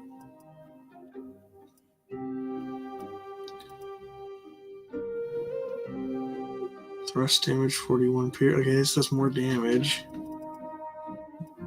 Yeah, I mean it's pretty early in the game, so a lot of these towns are not upgraded very much, so they're not going to have a lot for us to buy, but I'm just kind of hoping that maybe I can find a couple of things worth purchasing.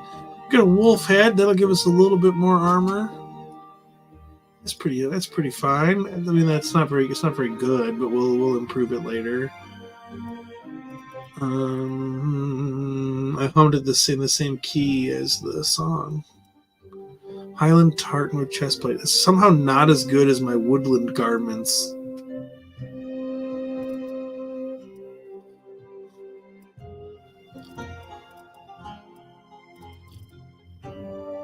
All right.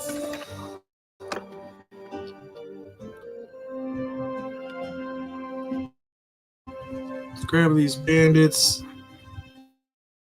Make a couple more stops at the two other, because different towns have different stuff for sale. Which is very nice. It seems sort of maybe intuitive, but I don't know. I feel like in a game like this, it's very easy. Just like, hey, you can get everything in every town,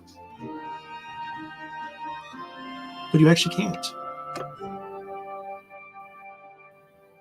Oh, we've got 20 guys from the local village, or like one of the some other group.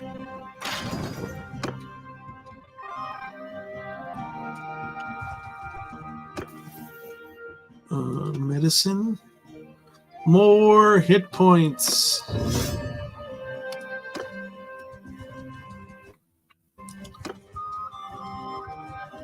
Burrito. Trade. Now look at all those horses I can't ride. Oh my gosh. Actual semi. Okay, yep. I'm gonna do that. Now I have an actual functioning horse. A usable horse. They really do not have very many weapons here.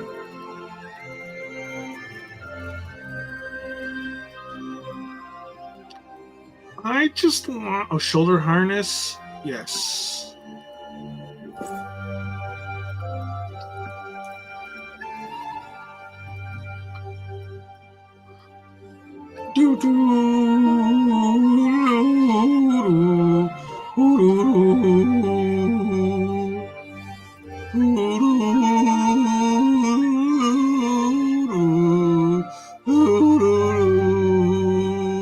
Like my song? It was a good song, I bet. Wasn't it? Okay, well, there's not a lot to buy, but I did just get a better shoulder harness, so I will take a better horse. I'll take it. I just would like a better axe. Because eventually our kit's going to look like this. I'm not even going to mess around with ranged weapons, because we're going to be like a heavy cavalry commander. So what we're going to be like, so what we're going to have is we're going to have a big old two-handed axe. We're going to have a really nice, awesome long sword, a nice big chunky shield, and a fucking badass spear lance thing that we can use from horseback in cavalry charges. That's what our kit's going to look like. But the two-handed axe that I want to ultimately wind up with is a special two-handed axe you can only get from winning tournaments in which it is a named prize. It's not like a random thing you can pick up. You can only win it at tournaments that say this axe Blackheart is the prize for winning this tournament. And we aren't ready for tournaments yet. And also, a lot of tournaments have other stuff. They've got good armor and things like that you can get too. So maybe we'll pick some of that stuff up. I've gotten, with other characters I've started games with, I've gotten some good, decent stuff fairly early on from fighting in tournaments. So we'll get around to that. But I think we're going to call it there for the night, because I need to take a break. Because I've been sitting in this chair for too long. So I'm going to call it there. Thanks, everybody. Thanks for coming to hang out. I appreciate it. I appreciate people who are watching on the VODs and everything else. And next week maybe we'll do Subnautica. Maybe we'll do more Bannerlord. We'll see how I'm feeling. We're going to finish Subnautica. The idea is that, I'll just kind of play stuff when I feel like playing it, and we'll get around to finishing it eventually, ideally. Bannerlord, like I said, not really a game that I'm expecting to finish. It's not really a game that ends unless you conquer everything, which is absurdly difficult and time consuming. Because there's just so much back and forth with the wars and things. So probably not going to play. It just doesn't seem realistic to do a full playthrough of Bannerlord. But I play this by myself periodically, so we can actually this has changed. I've upgraded these things and whatever. I've got more troops now. That kind of stuff.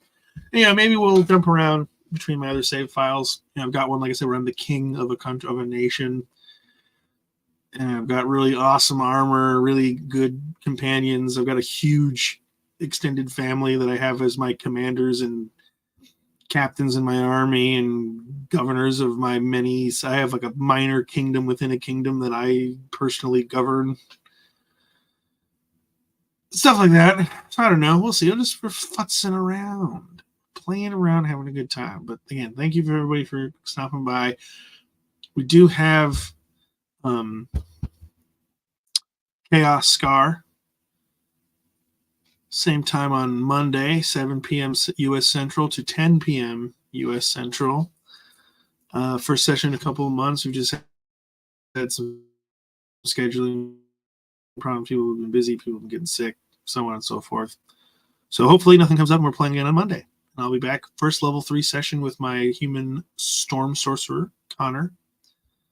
And yeah, I don't know. I've been working on my new fantasy setting. I think I found a system I want to use for it. It's called Beyond the Wall. But yeah, I don't know. We'll talk more about other stuff some other time. Thanks for hanging out, everybody. I never remember waiting to put my hand for that. Goodbye. Goodbye, everyone.